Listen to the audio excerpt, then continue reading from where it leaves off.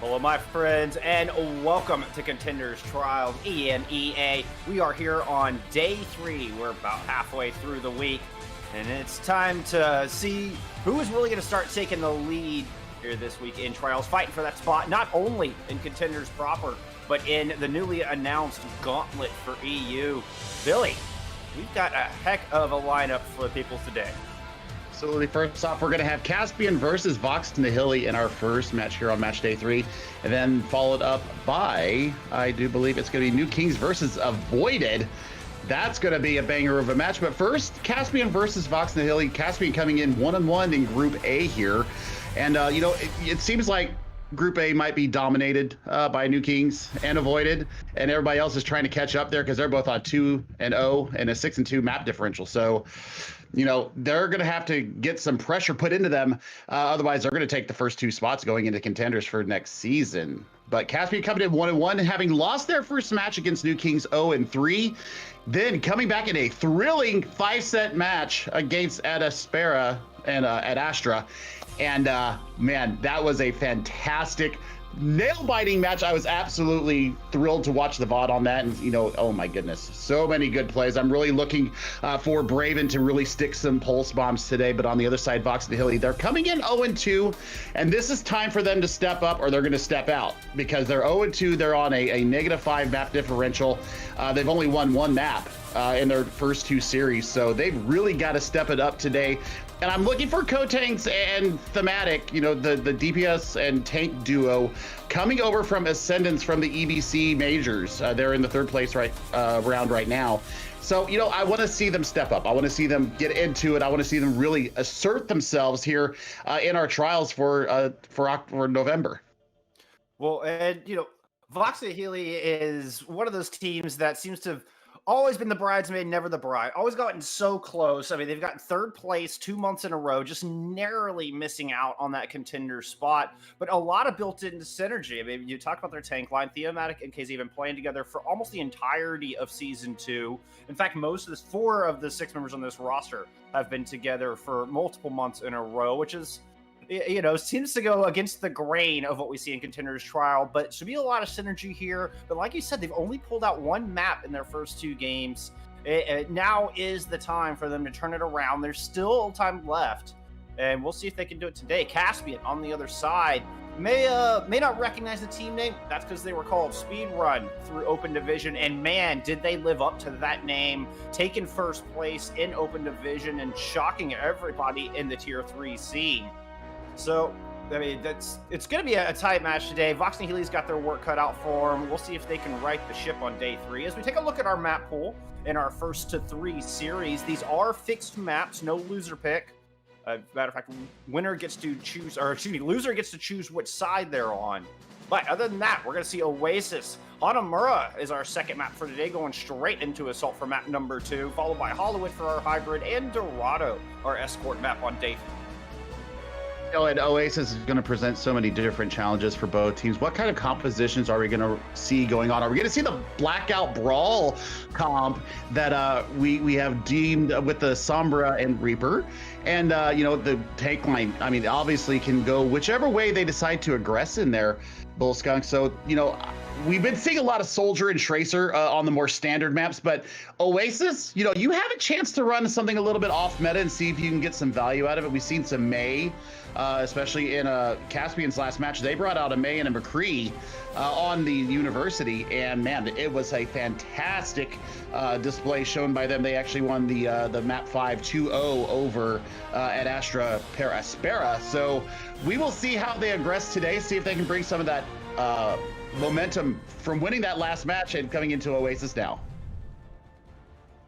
Yeah, the DPS, just in general, has kind of been a rotation between Tracer, Sombra, a little bit of Echo, as well as Ash and Soldier kind of rearing his head. But of course, like you mentioned, the control map type, always a bit of an outlier, always has room to throw some creativity in there, like you're talking about with the May McCree. But looks like both teams are starting us off with what I have dubbed the hamster feet comp, a little bit of Sigma Wrecking Ball, utilizing the Brig and the Zenyatta to keep the teams alive and standing. Vox Nihili coming out with the legs, bringing Soldier with a Symmetra, who's then going to swap to the Tracer once they get the team out of the game. You know, you see Taskin here right now instead of Jaru, and we've decided that he's the ball specialist for this team. So on the maps where they really want to run the Wrecking Ball, you're going to see Taskin here paired up with WeQ, and the hamster feet, as we did it last night, seems to be sticking here, and I like the aggression early. They're getting in the back line. They're getting a lot of disruption here. Look at Alex, though. Look at the pulse bomb charge for Alex. That is absolutely fantastic and fast. Yeah, Braven is matching it on the other side. The teams battle over the high ground. Vox Nihili, they're going to win that duel, finding 2 quick hits to start things off. There's a bit of posturing, but they're just going head-to-head now as Nat looks to clean Ido off the top. Oh, no, Starboy. Starboy just takes a dip in the water. A little bit of seppuku there as opposed to feeding the ult charge to the Zenyatta. Right, Starboy decided to commit die there and getting out of the aggression, just really a mental reset for them because, I mean, the point's already lost, but look at the ultimate charges for both the Tracers. This is going to be a first to get to land the Pulse Bomb the best. I'm also looking for Ido to really isolate Froki and Nat in the support department with some well-placed Helix rockets and just dominating pressure. Ooh, there's a well-placed Pulse Bomb, and that's going to find 2. That's a heck of a start, taking down the Wrecking Ball and the Zen right out of the gate. Vox hanging on tight from the back of Alex's beautiful stick.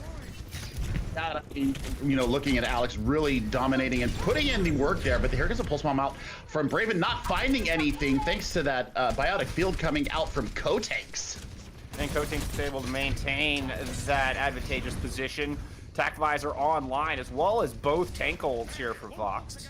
Transcendence also in the pocket. Caspian's got their work cut out for them. They need to play it a little slow here, build up their own ults, or try to get those out of Vox. Speaking of, Coatings goes down. The Gravitic Flux hits the other side. That's going to get Transcendence out from Make Believe. He's able to keep the team alive. See if WeQ can get the Gravitic Flux of their own built up. Rallies used. Both tank ults ready to go. 3 kills on the board. Make that 4 for Caspian. Task coming up with a 4-piece in that fight. You know, and it only costs you your support ults there. I think maybe Starboy may have been feeling a little bit of pressure coming in there from Vox Nihili, so went ahead and invested the rally, though they are gaining that very quickly. But you know, you really did save the bulk of your ultimates, so the flip potential here is not going to be very high for Vox Nihili. All he really got is a Transcendence. You could go early, but I think he's going to save it for the Gravitic Flux coming out of WeQ. Anticipate that rally will be used first just to bolster the team, get that extra armor. You can see NKZ looping around to the top to make sure to clean off that high ground. Ido has already rotated around, sensing the pressure. Gonna drop the attack visor from the back. Burn through the shield, but here comes Transcendence and the rally from Vox Nihili. They're gonna negate most of that damage. So WeQ's gonna throw in the Flux. That's gonna slam down NKZ. Braven's gonna finish him off. Now WeQ's moving in to try to pressure down the supports. Brookie and Nat go down. And Caspian hanging on to this point, catching up to that percentage from Vox Nihili. What a fantastic patience shown by WeQ there to wait out the rally, wait out the effects of the Transcendence, and then just let loose. And that rock coming onto Nat after that. Fantastic chef's kiss from me, and you have the rally coming up for Starboy. So this is once again going to be a very difficult ingress coming from Vox Nihili. Save it for the Gravitic Flux coming from NKZ. If NKZ can get this built up. Oh, what a shot from Make Believe. The ult fire from the Zenyatta takes Coatings out just as they peek around the corner, then WeQ finds 3. Man, getting lots of value here as we're approaching last fight territory here. And both support ultimates ready to go for Caspian. Braven's got the pulse bomb, goes down holding it in their hand. They're going to be able to get back to the fight fast. But, NKZ is going to have to invest this Gravitic Flux and try to make something happen here. Otherwise, they're going to go down 0-1. Yeah, Alex getting a little overzealous is going to fall in the back via similar fate. NKZ's going to find 4 with the Flux, but there's a Transcendence right there, as well as a rally, giving all that extra armor once again. And Caspian, they're going to take round 1. Support difference right now. I think the Make Believe has been fragging out on this Zenyatta, not only with the alt fire, but the direct clicks onto people's heads. And just getting that Transcendence up so fast, they seem to always have it in the back pocket. when they needed it the most in Starboy. I mean, flail aside and shield bash aside, you know, really putting in the work as far as keeping up the team, you know, the majority of the healing coming out for Starboy. So got to give it to the supports right there, and Task, you know, just being a menace along with Brave. And I think these two are going to be someone that we need to watch for and see how they aggress and how they get to the back line of Vox and Nihili, because it seemed like they really stalled out Vox and Nihili once they got that flip over. And it's so important for the Briggs to protect that Zenyatta in this composition. Starboy doing a great job of keeping Make Me Alive, allowing her to build up those Transcendents, which become game-saving against the Gravitic Phlox. Now both teams rotating around through street side. Gonna clash here in the arches. Yep, Braven in the back line trying to get around, but gets picked off. Alex right there to control the flank. And then Nat poured in the damage from the other side on the back of a beautiful pile drive there from Thematic. Vox and Nihili will start us off with first control. Alex putting in some serious work there on the flanks, you know, really defending his back line and then going through and getting the assassinations onto Caspian. That is a quick fight win for them. And, you know, we're going to be looking for who's going to get the high control here. It looks like what Kotanks is going to take the high ground up there and get kind of a shooting blind setup with the experimental barrier from NKZ. Yeah, is able to find some long sight lines from on top of there, but that also means that they're vulnerable to shots from the Zenyatta. Make Believe taking Kotanks out of the fight. Now Vox in a very dangerous spot. Weeku able to take down their counterpart. Caspian moving in to clean up the remaining 4 members of Vox and Nihili, who look like they're just gonna retreat and back out a little bit. Leave Alex on the point to try to build as much progress as possible. I think that's the time to go, though. I think they realized that it was a lost fight. You know, a little soft reset over around the jump pad, and, you know, they'll be able to get back into this fight. What a shot from Ido. Yeah, beautiful positioning as well. Yeah, rotating all the way around, finding that off angle, finding that pick. My ultimate is Vox and Nihili does have some ingress tools, though. They do have the pulse bomb and also the mines to really section off the members of Caspian here. Also, Froki can beef them up with this rally. That's what I'm looking for them to address the point with. We're gonna have Attack Visor available from the other side. That rally needs comes out first. Alex didn't find quite what they're looking for the stick. Ido trying to respond with the Attack Visor, gets taken down. Weeku throws in a 3-man flux. Make Believe dropping the Transcendence as well. Caspian dropping everything in the kitchen sink at this fight.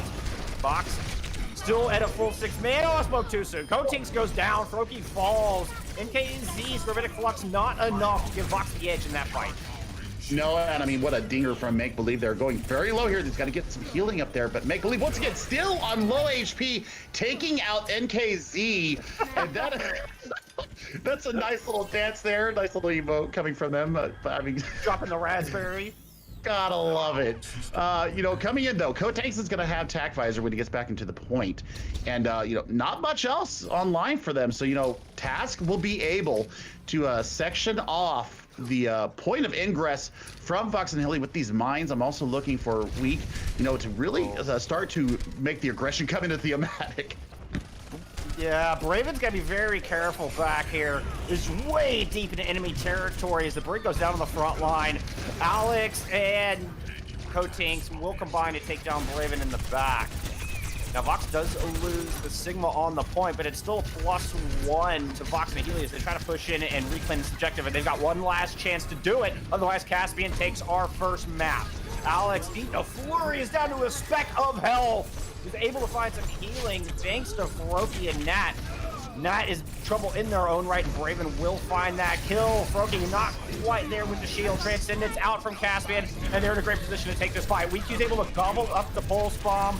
Task taking care of their counterpart. Kotanks desperately trying to throw Attack Visor from the back, but it's just too much pressure coming through from Caspian. And they will take the opening map and a 1-0 lead in our series. You know, they just repeated what they did on map 5 in their previous series, a 2-0, and they closed it out on City Center as well. So this was really good really good progress from them for today. I'm loving what I'm seeing here. The supports are really stepping up and just taking it to Vox and Nihili, and looking at what Braven is doing once again, sticking the pulse bombs when it needs to happen. I mean, it was almost on cooldown, but I mean, if you whiff one, that's fine. You can go again and see what you can get out of it. So what I'm looking for next map, Hanamura, I really got to see the DPS Vox and Nihili step up. I've got to see Thematic, really take the space that was just taken from them in a very powerful way from Task and WeQ. So, I mean, right now, +1 to Caspian, it's game on. It is indeed game on. And, it's going to be an interesting Tracer duel all day long. I'm gonna be keeping an eye out on our Tracers. It certainly looked like Alex had a bit of the edge in that one so far. But we're going to head to map number 2. We're going into Hanamura. Headed to beautiful Japan, one of the most aesthetically pleasing maps as far as I'm concerned in this entire game. And also some interesting strategies available. We saw a little bit of the old cheese on this map yesterday, Billy. Do you think they're going to pull out the Mason strats again from Caspian? I mean, I would assume so, because it worked pretty well for them yesterday. Also, I'm looking to see Jeru come back in and do the main tank role and bring you the Rhine or the Hog to the fight. Or so the we'll Orisa, see. for that matter. Yeah. Or the Orisa for that matter, yeah. So, I mean, are we going to see the Symmetra? I mean, are they going to use that wonky strat and just get in there and get the aggression onto Vox and Nihili and really take any kind of aggression that they might want to throw at them and just turn it on their head? So, you would think that Vox may have watched the VOD. Maybe they'll be ready for it. Not so sure. But as they come out of the gates here, looking at a little bit of double shield from Thematic and NKZ. Also, you're looking at Alex bringing out... I'm sorry. They're on the attack right now. Caspian on the defense right now. Jera and WeQ bringing out the Hog and the Sigma. Starboy and Make Believe. Yeah, little pig's feed there. And Ido and Braven bringing out the Soldier and the Tracer again. So you're going to have some high ground control. You're going to have some long range poke available. And then just the nuisance that Braven showed us there on the first map, really getting into the back line of Vox and Nihili and just making their life hell. Yeah, in an interview, Jeru said, you can watch all the VODs you want. It's not going to help you. We'll see if those bold words remain true as Vox and Nihili waste no time, teleporting directly on to the point and finding 3 kills immediately. Oh my goodness, the IF perfect, allowing the time for Vox and Nihili to make short work of point A. It was the wall that stopped the aggression coming in there, Bull Skunk, and I mean, they just absolutely lit it up, and there was no immortality field enough to keep them up 621 as they head to point B. Fortunately for Caspian in their defense, not really much ultimate charge gained by Vox and Nihili there. I mean, you're in the mid 40s, so you've got chances to take fights here. You've got chances to get a little aggressive here as we see Jeru swap over to the ball, and Braven is bringing out the Echo, so that might be a little bit of an aerial threat that Vox and Nihili's not ready for. Yeah, I'm not sure how I feel about the Echo on this point. We'll see if Braven can make it work. I don't feel like you have enough room to maneuver around, though you can bounce from the different high grounds. Obviously, the high ground here, once you get inside, it's just so important. All right, Fox, where are you going? Oh my goodness, coming through low. They're going to teleport up to the high ground. Try to catch Caspian off guard, as they've managed to single out Ido on the outside. Ido gets taken down, just pounced upon by 3 members of Vox and Nihili, as they are just executing this divide and conquer strat. Just amazing precision. Starboy goes down, and Vox and Nihili with double damage from the Amplification Matrix on the high ground, looking to set a just blazing fast time. Oh my goodness, Billy. Look at that time base. Does my eyes deceive me? What was that? Thine eyes do not deceive you, Bull Skunk. That is a 5 minute and 8 second time bank that Caspian are gonna have to try and match. They got punched in the mouth and they never recovered. I mean, that's a standing 10 count. I don't even think Caspian got a kill.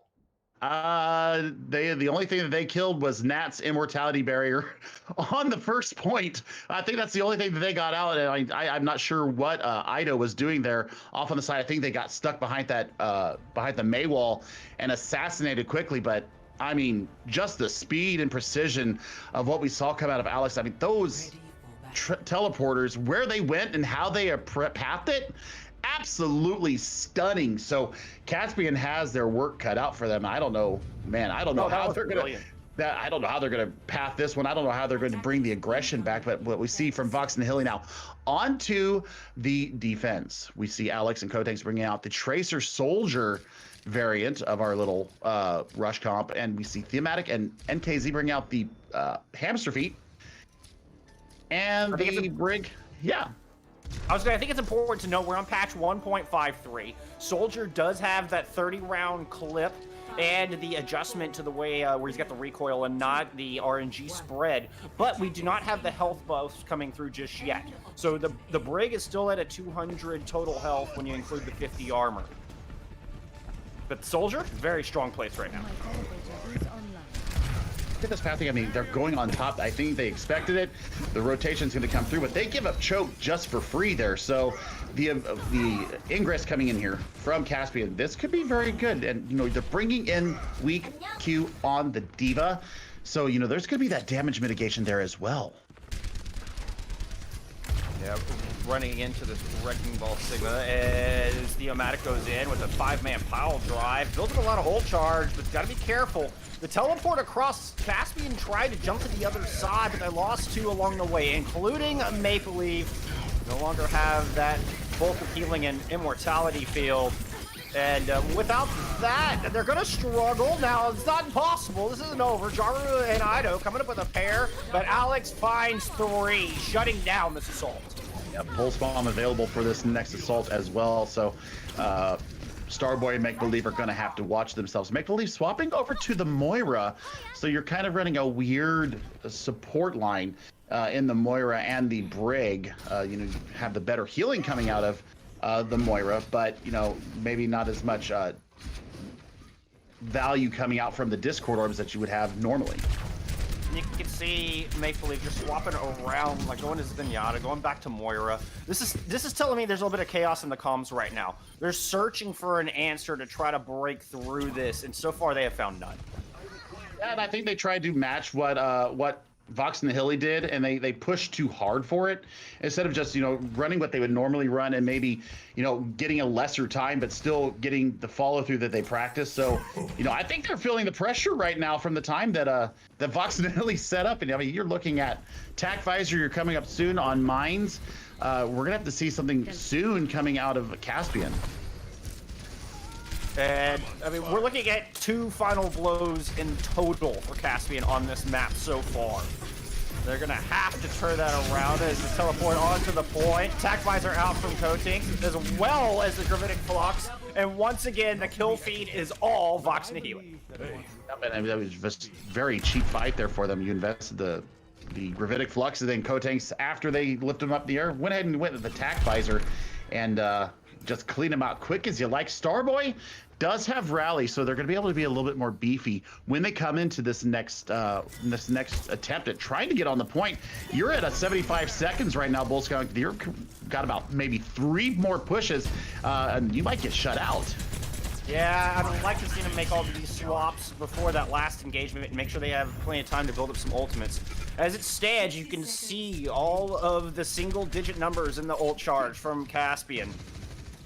As they rotate around, hoping these swaps will be enough to at least put 1 point on the board for Hanamura. Moving on to the objective, trying to pressure down Vox out of the backside. WeQ creating space, pushing forward, allowing his team to get some point presence. But there's Alex with the sticks. WeQ's going to go down. Now hunting down the only remaining tank. Jaru falls, a similar face. Now a late Transcendence uses. There's only 30 seconds left on the board. I mean, Vox and Nihili may have been able to hold on to that. Ido does find the 3rd kill for Caspian on Hanamura, and that one's going to get rezzed up. Yeah, but I mean, it was pretty much last fight territory here. Nothing on the line. Ido swapping over to... half a fight at best. Yeah, they swapped over to the Widowmaker, maybe try to get an entry pick. Jaru's going to have to get in there and make a touch. Maybe see if he can get something done. Braven on the point, 72 Pulse Bomb, so if he can get some work done, maybe bring it in the back. Overtime Wick is burning. You've got Ido with the long sideline trying to find an opening. Braven is going to be the first to fall in the overtime. In case they move it in, putting so much pressure on WeQ. Just rocking them in every sense of the word. Ido and Jaru go down. WeQ is team mech. Caspian with less than half a team remaining on this objective. Make Believ's going to drop the Transcendence, but they're running into Cotinks. Tack Visor, and that is going to be all she wrote. It's just clean up here for the defense. Vox Nihili will tie up this series. We're going to head into overtime 1-1 here in day 3 of our trials match. That's what you like to see. This immediate clapback coming from Vox Nihili. I mean, this is only the second map that they've won here in trials this session. So, you know, that's huge for them. That's what we wanted to see. We wanted to see them make a statement. We wanted to see them make a stand, because this is their last chance. I mean, right now, today is the time to go, and they come back with a brilliant strategy, some superior pathing and aggression. And man, that defense was absolutely stinky. I loved it. It smelled like the best of the French cheese. And so, you know, that is how we end up at 1-1. I'm looking forward to our next map, which is going to be Hollywood. But we're going to go ahead and take a quick break. Don't go away. We will be right back in just a few moments.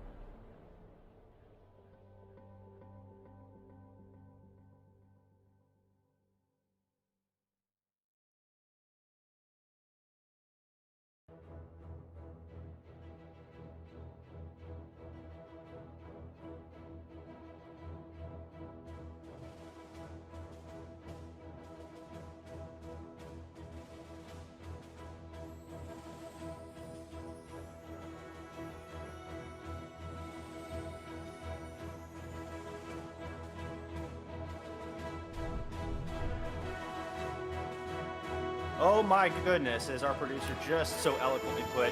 That was a wonderful example of Symmetra succeeding in the best possible way and just falling tragically on her face on the other side. That pathing from Vox Nihili where they jumped the gap and then went down low and up to the high ground, completely caught Caspian off guard. Just absolutely awesome. It gave them, well, tie game and their second map win of the entire Trials week. It's fantastic, and you love to see it, you know. And what are we going to see coming from Caspian now?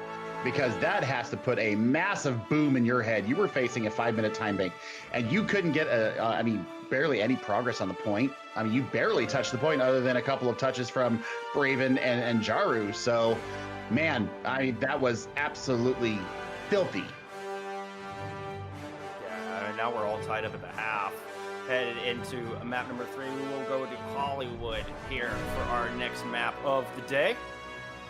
And this will give some opportunities for a little bit of comp change. You know, no cheese strategies available for Vox Nihili on this one. It's all going to be the control of that high ground. I'm anticipating we're going to see some Ashe come. I mean, the damage boosted Ashe is always a nice thing to see. You know, so we did see some Mercy play come out from Vox Nihili there. I believe that would be a very good aggression point, depending on which side they choose to be on, looking at what they're going to bring out, either attack or defense. Caspian, you know, I think that they need to bring out a lot more aggression. You know, maybe dropping off of the ball and maybe bringing in a Winston to pair with the Diva. That might be good. But I mean, the hamster feet, it can work. I just think maybe a little more aggression is what is required here, Bull Skunk. And speaking of hamsters, we are getting Task subbed back in for Jaru, pulling out the Wrecking Ball. As Caspian start us off on the defense once again. No, it has to be Lingholm style. Bringing this Soldier Tracer Brig Zenyatta. That is going to be the question here. How are they going to hold the high ground here? How are they going to control the aggression coming in from Thematic? Because Thematic last round, absolutely in everybody's face. I mean, they brought the Orisa, And I mean, maybe it's a ball difference. I'm not sure. You know, Task had a really good wrecking ball on the first control point, so we'll see if he can bring it back around. Well, he's rolling towards the objective right now. I thought he might try to go flick around. Oh my, that's how you start a map. That's how you clap back. Make believe. Letting Vox know that Caspian they are still in this thing. They are still a force to be reckoned with. And Vox and Nihili are just kind of waiting in the alley, looking to attempt a soft reset. Ido is going to flick around from the backside, and now we're getting a little soldier duel on the point. Ido takes down both DPS on the other side. Vox and Nihili go back to spawn. Yeah, I mean, that was a great little soft reset. Just got around the corner, got his biotic field down, and just laid into their heads there and just took him out quick as you like. The ultimate starting to come online. Weak is getting a lot of value on this Sigma right now. I'm looking to see a Gravitic Flux to start a fight. Once they start feeling the pressure from Vox and Nihili, you know, and I'm looking for Thematic, he's got to get engaged. He's got to get the disruption started. Otherwise, this is going to be a pretty easy hold for Caspian. Yeah, Thematic rolling all the way around. It's going to come through Cap A. Looks like the rest of Vox circling back through alley once again. They converge on the point. Trying to put pressure down, but Task is just getting too much healing, able to absorb it all. Ido picks off at KZ on the approach. And Vox and Nihili, once again, just stuck in the back alley. They're going to hightail it out of there. Absolutely. Now 2 ultimates online for Caspian to deny the room coming in from Vox and Nihili. Alex is going to have a pulse bomb. Kotanks is going to have the tack visor. That's a stick. That's a 2-man pulse bomb from Braven. What What a read from Braven. It's like, oh, you're just going to put yourself in this tiny corridor? I have a present for you. Wrapped with a tiny little bow on it, and it goes boom. Here comes the response. As Alex is able to get the stick on to make believe, this could be the opening Vox is looking for. You still have the rally, you have the Gravitic Flux to stop the aggression coming in, so you have that available. You also have the tack visor from Ido to stop, you know, any squishies, anybody without any shielding out there. So they have the tools here to keep them up, and I mean, Make Believe is going to be coming back with the Transcendence. So, you know, they had a chance there to start the aggression, and now here comes the tack visor out from Ido. And Make Believe returns, glowing with all 6 arms out. Not able to find much, but weak cues. Gravitic Flux certainly does. He's able to pick off 2.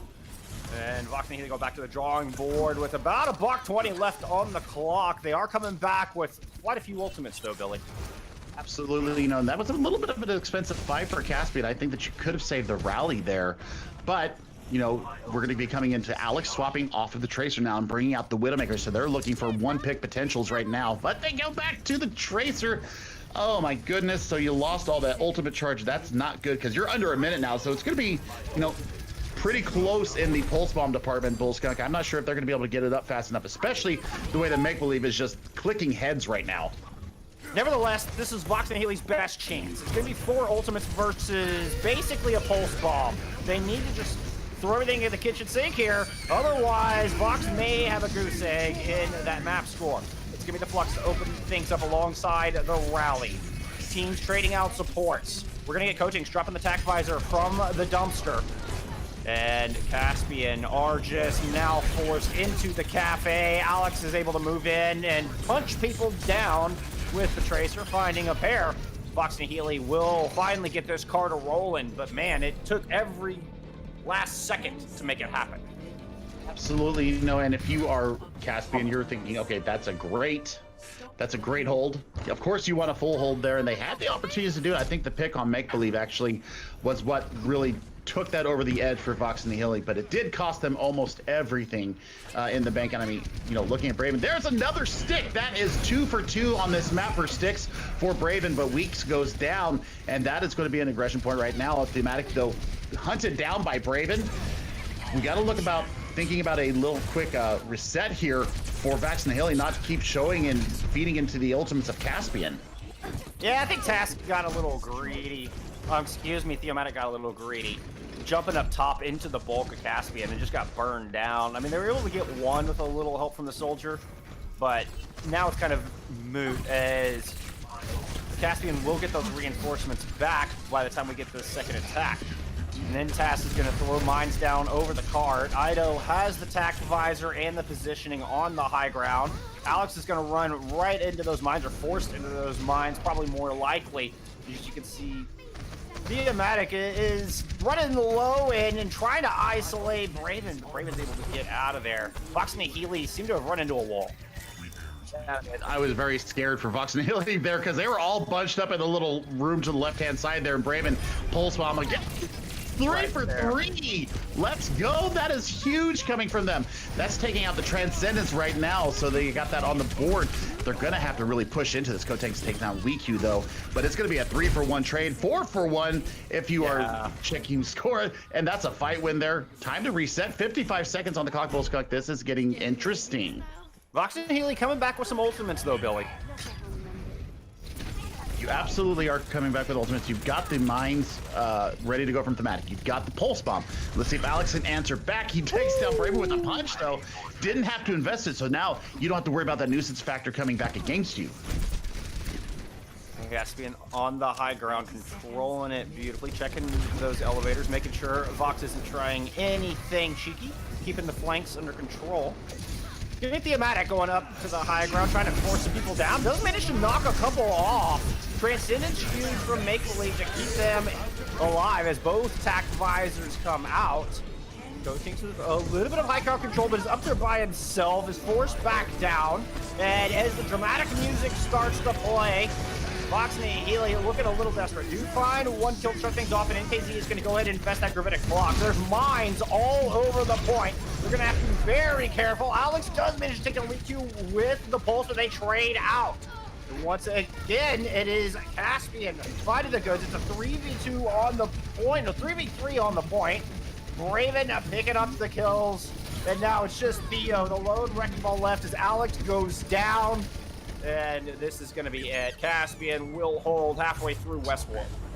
What a recontest there from Caspian. They were down, I think they were down 2, and the speed from Task coming back onto the point, and Braven just, you know, timing the recall, timing the blinks, and just avoiding all the damage that was coming in. You saw Starboy get the stun and the flail onto Alex. That was all she wrote. That was a fantastic hold. Just, you know, they absorbed the pressure that was coming in. They had the high ground control. Thematic was never able to get them off the high ground until they were ready to do it. So they took the fights when they wanted to, Bullskunk. And Caspian, you know, it was that that push and pull that we always like to talk about in the defense phase. You know, you give a little space to gain, you know, a little bit more traction on the high ground. And what they brought down there was absolutely fantastic. And, you know, I thought it was going to be a bit of a different outcome because Starboy went down with, you know, after popping Rally, just got absolutely focused down, but they were still able to survive through that and just get all the kills that they needed to. So win condition set to go up to 2-1 here in our series. You've just got to get, you know, about 3/4 of the way through Streets phase of Hollywood. Yep, Vox and Nihili hoping they can put up a better defense, of course, bring in the hamster feet once again with the Soldier and the Tracer. As this composition, it's growing on me, Billy. It's starting to grow on me.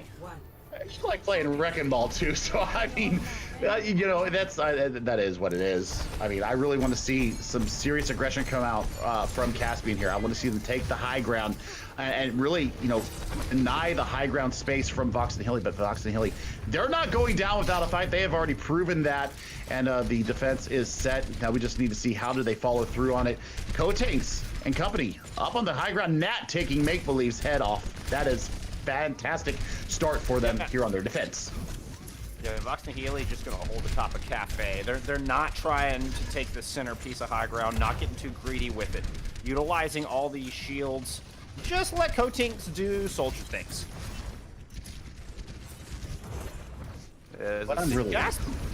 Caspian taking this thing a little slow. I'm surprised they're not trying to take the opposite high ground. Looks like they're trying to come in through main, get that opening pick, perhaps build up some ult charge. If Braven is putting a little pressure on Cafe, just decided to get out of there. Just doing a little scouting, putting a little extra damage down. So far, it's a bit of a stalemate here on Caspian's attack. Neither team really getting the better of each other. Caspian's gonna rotate around to the backside, or pressuring in through Dumpster now. Still no ultimates on the line for either team. There you go. Alex draws first blood, ending the initial stalemate. And Caspian either forced to reset or push in -1. WeQ and Task both very low. Raven goes down to a shot from Cotinks, and Caspian now definitely need to reset. I think it's going to be a battle to the first pulse bomb. Honestly, ooh. Yeah, nice flank. That was fantastic coming out of them. I mean, you've got Gravitic Flux online for NKZ now. You've got 4 ultimates, almost 5, ready to go for Vox and Nihili. So this is going to be a very painful ingress there. It's a quick pick, though, Braven. Getting another stick with the Pulse Bomb. That is 4 out of 4 so far. But that's actually really huge. Alex going down is one thing, because they can get back in the fight, but this is a big opening for Caspian to push in. Cotinks is the bulk of sustained damage, and they know it. They're going to get aggressive. Task is going into Cap A just as Cotinks gets back in with that sacrifice. NKZ dropping the Gravitic Flux over the top, and that's going to take down Starboy, not allowing them to build up the rest of that rally and sending Caspian packing. My goodness, and that was very expensive for them. I mean, they invested 2 ultimates and they got nothing out of it. I mean, we're looking for Starboy and Make Believe and Weak Q. They're going to have to be the aggression points. They're going to have to get in there. They're going to have to get, at least 3 members of Vox and Nihili in this flux, and that they're holding the top of Cafe. That's going to be a difficult proposition indeed. You also got to look for the rock coming out of NKZ and the Transcendence from that. So they've got their work cut out for them. A minute left. It's go time. Yeah, support bolts online. 60 seconds, as you just heard the nice Athena say. Ball trying to push into the back. Cotinks right there to shoot him away. But Gravitic Flux coming through. That's going to prop Transcendence out of Nat. Ido's able to find a kill on Alex despite that, though. And bit of an advantage for Caspian is they're looking to do the same thing Vox did. Cast this on this last fight, dropping a late Transcendence down just to top off everybody, ensure they can find these kills, which Raven and WeQ will do just that. Raven with the stick on the Froki just put the exclamation point on this Cap. Yeah, I mean, Kote's killing himself probably with his Helix rockets as well. That was as close as you like, though. I mean, they have a little bit of an advantage. They have about 10 more seconds than what Vox and Nihili did on their attack phase. However, they're going into some ultimates right now that, are going to really deny the space. But look at this forward pressure. They're taking an early fight here on the high ground. They're commanding the high ground right now and basically leaving Make Believe all the way back on their land. And Tap, what a pull drive. What a beautiful rotation from Caspian as well. What an important fight. Taking this high ground immediately, not allowing Vox Nihili this all-important positioning. And that fight win right there could have just got them this match. Absolutely, but you do have 2 DPS ultimates coming in from Vox and Nihili, and Vox and Nihili, they're going to have to try and take this high ground, but I think they're genuinely being outmaneuvered here by Caspian. Caspian putting full aggression into this high ground defense. Make Believe taking out Frogi with a nice shot. That is absolutely huge. Yeah, Cotinks wants to get up here so he can drop that tack visor, but they're just not allowing it. Caspian holding the fort, holding the door style, and really the elevator. Theo does take down Ido. That could be the ticket for Vox and Nihili to get back in here on the Hollywood phase. 90 seconds on the clock. Alex is going to land that stick, take Starboy out of the fight. And Cotinks finally does get to drop that tack visor, gets that high ground they won, able to get the kill. Vox and Nihili stabilizes. 75 seconds. Yeah, you got ultimates coming up online. You've got both these PS ultimates for Caspian. You're going to have Gravitic Flux. You're going to have the Transcendence. And, I think that Alex was saving that Pulse Bomb for Starboy's rally and took him out of it almost as soon as they pressed Q. So, I mean, you got Transcendence. You've got a answering Gravitic Flux. You've got this rally. This is all coming down to the last 50 seconds here, Bullskunk. This is going to be a hell of a fight. Yes, indeed. We'll see how Caspian chooses to approach this. You gonna try to dislodge Vox, or are you gonna try to just avoid those sight lines? All right, we're gonna have a little bit of both. Combinations, the tanks move up. Oh! And NKZ drops the Flux over the top. WeQ goes down, not able to use the Flux of their own. Ido just eats an accretion to the face, mid-tack visor. And Fox Nihili throws their Transcendence down on point to see if they can take the lead. Braven is able to find one, but it's all Fox Nihili from there. Oh no, Make Believe stuck in a corner, nowhere for her to run. Fox Nihili, they will hold with just 2.5 meters left to go. Fox Nihili winning their third map of Trials. They're going to take a 2-1 lead in the series. I mean, barring no miracle coming through, no, Starboy just yeeting themselves onto the point in desperation. But to no avail. Fox Nihili, they will take Hollywood. They are going to take the lead. Looking solid here to finally get their first win at Trials Week. Yeah, and I mean, they did it on the back of, you know, I thought that they were going to get absolutely bullied there, Bullskunk, because the high ground was taken by Ido, really holding him off. But, you know, Kotanks getting up there, getting into the face, and we saw that NKZ really pushed into them and getting that gravitic flux up. I thought that I thought that WeQ was gonna survive it. Oh no, the focus fire was absolutely there, and I think that once you got the tank duo split off, you sent one back to spawn, the stagger started happening very real for them, and they had both the support ultimates to really deny any of the progress coming in from Caspian. So 2-1 to Vox Nihili. This is absolutely a fantastic result for them so far. They're on series point. Yes, they are. I mean, that map couldn't have been any closer. There's a 10-second difference between their caps on point A, 2.5 meter difference on where the cart finally rested. Fox Nihili able to edge it out, and I agree. NKZ, a big part of that. Coatings putting in a lot of work with the soldier as well. And it was the battle over the high ground. I mean, that was that move from NKZ at the Ematic to finally dislodge Caspian from on top of the bar there, on top of the saloon. That was the difference maker, getting Coatings in the position needed to control that precious high ground. Huge stuff, as Vox Nihili have now doubled their map wins from the past 2 games, past 2 days of this week. They're looking to go, you know, for number 3 and take the series here, you know, in our next map. Going to be one of my favorites. Is my background today. It's Dorado. You know, we haven't seen Ash rear their head yet. I think they're really leaning into this Soldier Tracer DPS combo going on. I don't see any reason for them to switch off of it. Both teams getting a lot of value out of both. Braven has been really solid on this Tracer. 4 out of 4 sticks that we saw on our screen. So, you know, getting the sticks when they need it the most, maybe not the biggest of them. We did see a couple 2-man pulses, which is, you know, fantastic. But, you know, timing, maybe a little bit off, maybe not as crucial as we thought. You know, may not have been as beneficial of a pick as we thought. But, you know, it's still an impressive performance nonetheless. But I'm really digging what I'm seeing out of Nat and Froki on the support line for Vox Nihili. Just the ability to keep the team up through all the damage that's coming in, because Caspian is playing very aggressive.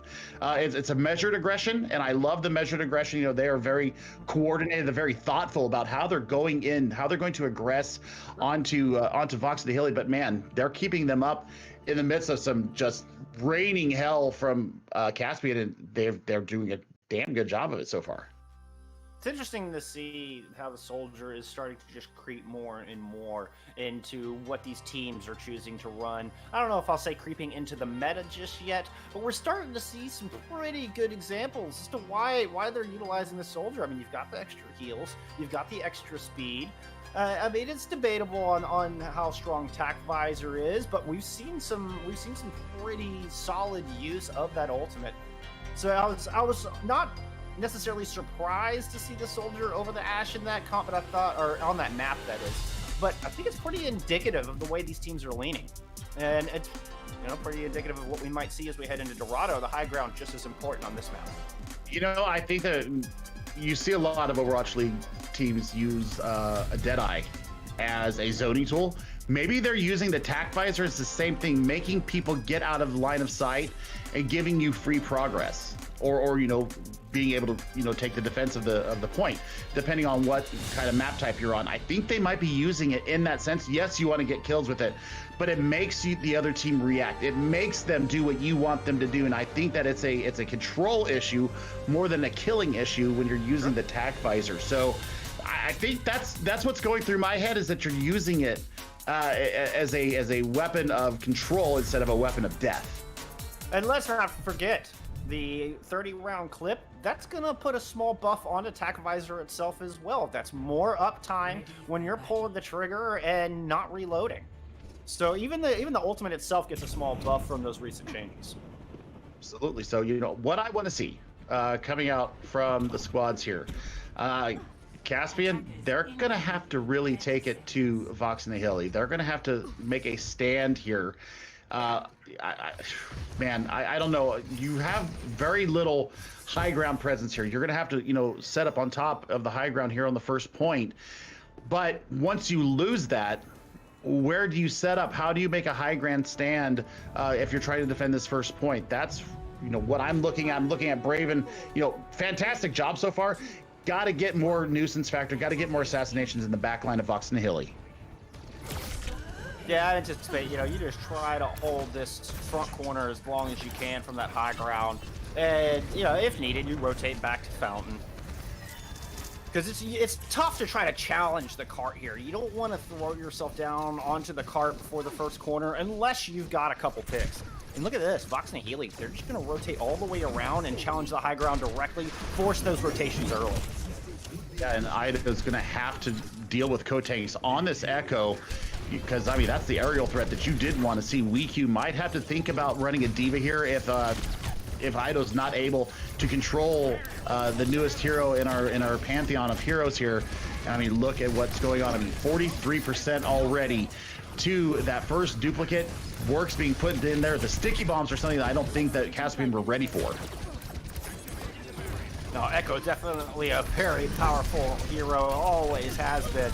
But Braven is able to find that final blow with a little help from Ido's soldier. So with the aerial threat gone, Caspian are free to just put all their direction forward right into the choke and run Vox and Nihili back. That's a great stand there. Ooh! Yeah, NKZ and Proki got caught out. Yeah, they did. And they got it taken back to spawn. Too sweet. So Pulse Bomb ready for Braven. Looking to see him stick onto Nat or Froki there, maybe get a twofer.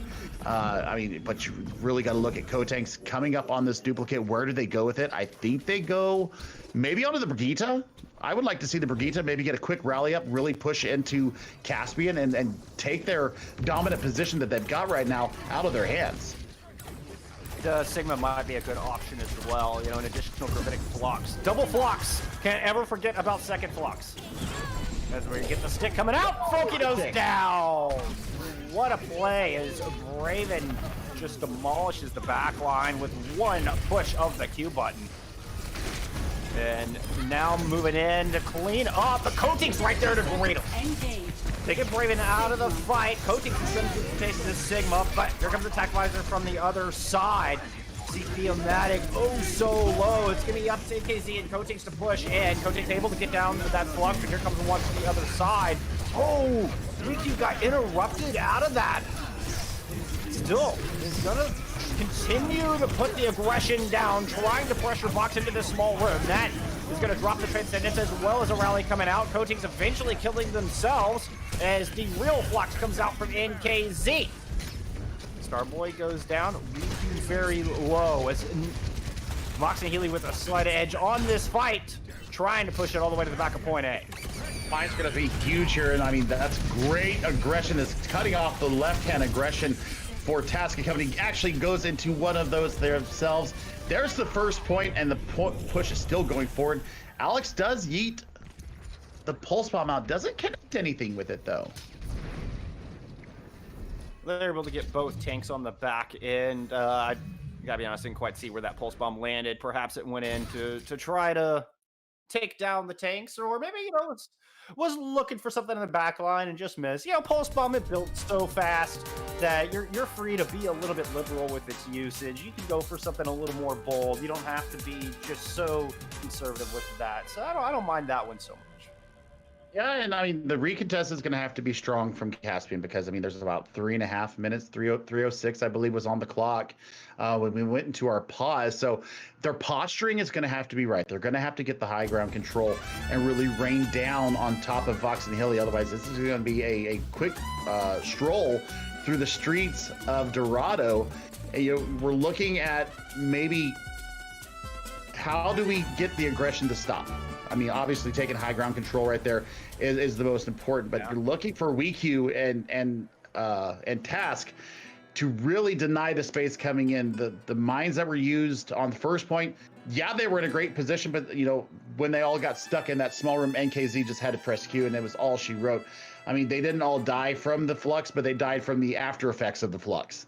And so, you know, just the ultimate discipline that we're seeing from Vox Nihili, you know, they're waiting out a lot of these ultimates that are coming out. You know, you're getting the singular kill with Skin by Braven, you know, taking out Froki. Froki comes back to the point. You pop Transcendence, you deny everything coming into there, and you just start swinging, and it just happens to go your way. They did get one kill out of it, and then NKZ, he said, hey, there's 3 of you guys in here. I'm going to go ahead and press Q. Went ahead and did it, got the fight win. You see Task put the mines on the point, didn't really get much value out of it. So, you know, maybe timing of ultimates right now. I mean, second flux. I warned them about second flux. Second flux came out, was the difference maker. But back to one of your initial points. I mean, we're looking to see Caspian get the soldier on the high ground. Otherwise, that Echo is just going to run away with point B. Because if Echo just has free reign of that balcony to be able to dive in and dive out like a hawk, it's going to be very difficult for Caspian to maintain any kind of presence around those corners. The one thing that I do question is, why is Kotank's not getting a mercy pocket? That's one thing, because you know we usually see it with that going on. But you know, high ground control. You know, you've got to get Ido up there. I think that you put Task up there also to really take the aerial threat out. So you know, those are 2 ways right there that you can take Kotanks out of the sky, especially since they're not running the mercy pocket. They're going to have to get back to their team to get any kind of healing.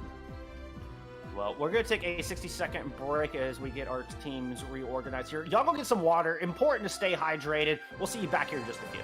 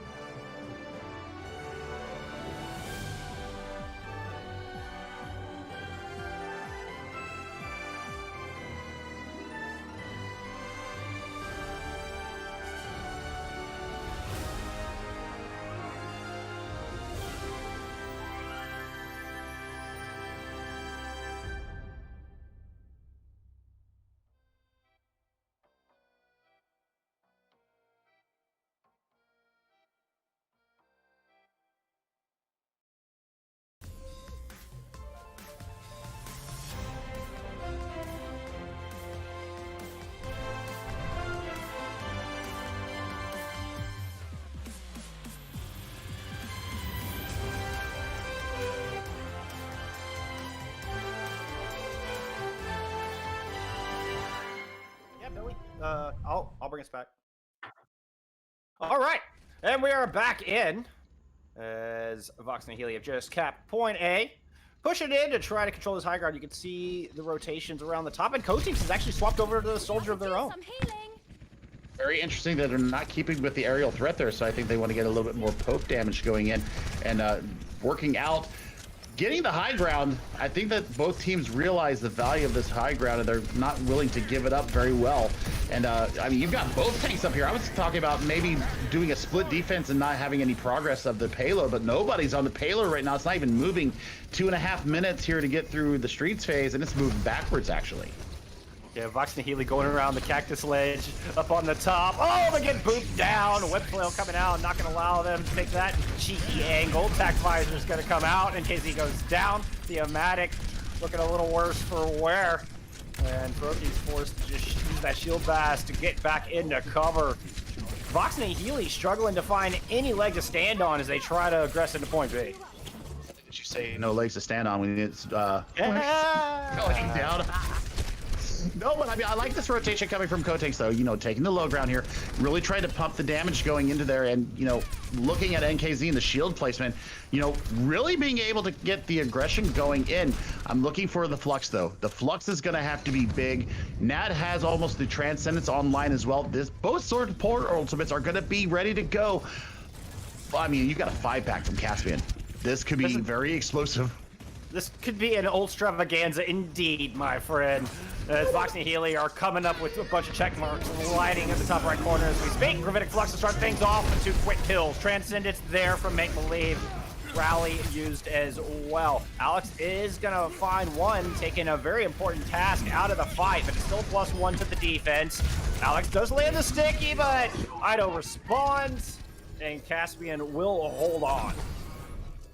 Now, you know, they invested both of their support ultimates there. So that's off the table. So nothing to protect against mines.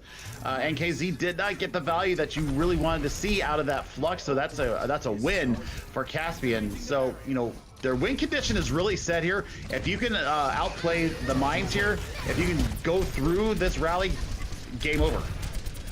Yeah, Rally used to help defend against Ido's Tac Visor from the top, but Vox Nihili barely even phased by that ultimate. It did force them back a little bit as you're talking about space control. They were corralled back into the alley, and now they're trying to rotate around through the far left-hand statue. Gravitic Flux now out from the defense, but Nat right there with the Transcendence. Oh, and a beautiful accretion from Wiku. Is not even going to allow NKZ to slam him down, and Kotinks is going to counter fire with a Tac Visor of their own, forcing Caspian all the way back through the archway choke. Yeah, but I mean, they've really done the damage here. I mean, that Gravitic Flux really took them out of their rhythm. It took them out of their comfort zone. They had to start pressing, and they had to start pressing Q in a hurry. I mean, you've got ultimates getting ready to come online for Ido. Ido's got to really get this biotic field down and take this high ground control and really just start raining the hell down onto them. You've got to get Froki and Nat out of this match. Otherwise, it's going to be a free push. They've got to touch. Yeah, they were hoping to get some opening picks, and they do find 2, but NKZ and Kotinks clap right back. Both teams missing both supports. It's going to be a battle of the DPS, an attrition of the tanks, and now both Sigmas go down. These teams are so equally matched. It's going to be the Pulse Bomb and the Tac Visor. The difference maker on the back end. Caspian, hang on and stop this cart before it can get into the power plant. Oh my god, that was absolutely filthy, ladies and gentlemen. That was dirty from both of them. The stick from Braven, the Tac Visor from Ido. Ido took the duel with Alex as well, and Alex did not finish him off, and he actually went to the low ground and in the interim got that Tac Visor up, and they just collapsed onto Vox and Nihili, and that was all she wrote. So now, to get yourself back tied in this series, go to 2-2. You've got to get it almost into the power plant here in Dorado. Caspian's going to have to really push hard and push smartly. I saw some really good rotations and some really good cooldown management out of Caspian that time, and they forced Kotanks off the Echo. So maybe they have a chance here to get through. Looking at the defense coming out from Vox and Nihili, though, you see the same thing coming out. Kotanks going back over to that Echo. So it's all going to be about the aerial pressure coming from Kotanks with the nuisance factor of Alex on the low ground, the pile driving and space denial of Thematic, and then, you know, the absorption powers of NKZ and that experimental barriers, the CC ability from Froki and NKZ, man, and the Discord Orb. We gotta see some lights out play here from Vox and Nihili, otherwise they're gonna get tied in this series 2-2. Yeah, tasked with some excellent discipline to help with that defense. Not going in until the time was just right to help stall out that cart at the very end. We'll see if that discipline continues and can send us to a map 5 as Task goes up to the high ground to bowl through him. Ido with a beautiful set of Helix rockets flying into the pack. And Vox Nihili just forced back off the high ground, but not before suffering a casualty. Yeah, that's go time. That's push time. And look at this experimental barrier coming up from Weak Q. Just absolutely perfect. Just guiding it along like a shepherd dog. Just, you know, if we're going along, I'm going to push this a little bit forward. I'm going to push a little bit forward. And the pressure, they can't set fast enough before they're getting the picks. They're getting the pressure, and they're not able to push back Vox and Nihili. That's a great focusing beam coming out right now, but it plays them a little bit spare there. Yeah, Task still managing to survive. I think there's some excellent healing from Starboy and Make Believe. As reinforcements return, we're back to a 66 on the back end of point A. Raven able to disrupt that balance. Finding Theo Matt almost took down Alex, who's barely able to recall in time. And Caspian continues to put the pressure in on the back end of this point. Ido takes down NKZ. Scorpion not full, and Caspian pick up point A. Yeah, there's a last minute stall there from Alex. That's going to be point A. 5 minutes on the time bank. Bull Skunk. And I mean, the focus fire that's coming down, I swear they're calling it. They must be screaming in their headsets right now. Braven does have the pulse bomb to start the aggression here for Caspian, but you've got duplicate online almost. You've got the pulse bomb almost online. Oh, support ultimates? This could be a very interesting fight here. Starboy probably getting the rally up first. They're going to be able to beef up and really take it to Fox Nihili. I think the Kotex might do that that Sigma duplicate again. Split attack, and Fox Nihili realized Task is by himself on point and put the pressure down. Task rolls around back into the statue courtyard. He's able to find some healing, but Braven not so lucky. Braven had tried to go up to the high ground and get picked off. He's able to gobble up the pulse bomb, but Caspian still a man down with Braven not on the field. Starboy dropping in the rally. Try to initiate this attack, but here comes the Flux. Make believe once again right there with the Transcendence, and support ults come out from the defensive Fox Nihili. Ido is throwing down the attack visor, just kind of ran him out. Force him right into the line of sight of Braven, who drops the pulse bomb. Leaky and Task cleaning up. And now Caspian will continue their march through Streets phase.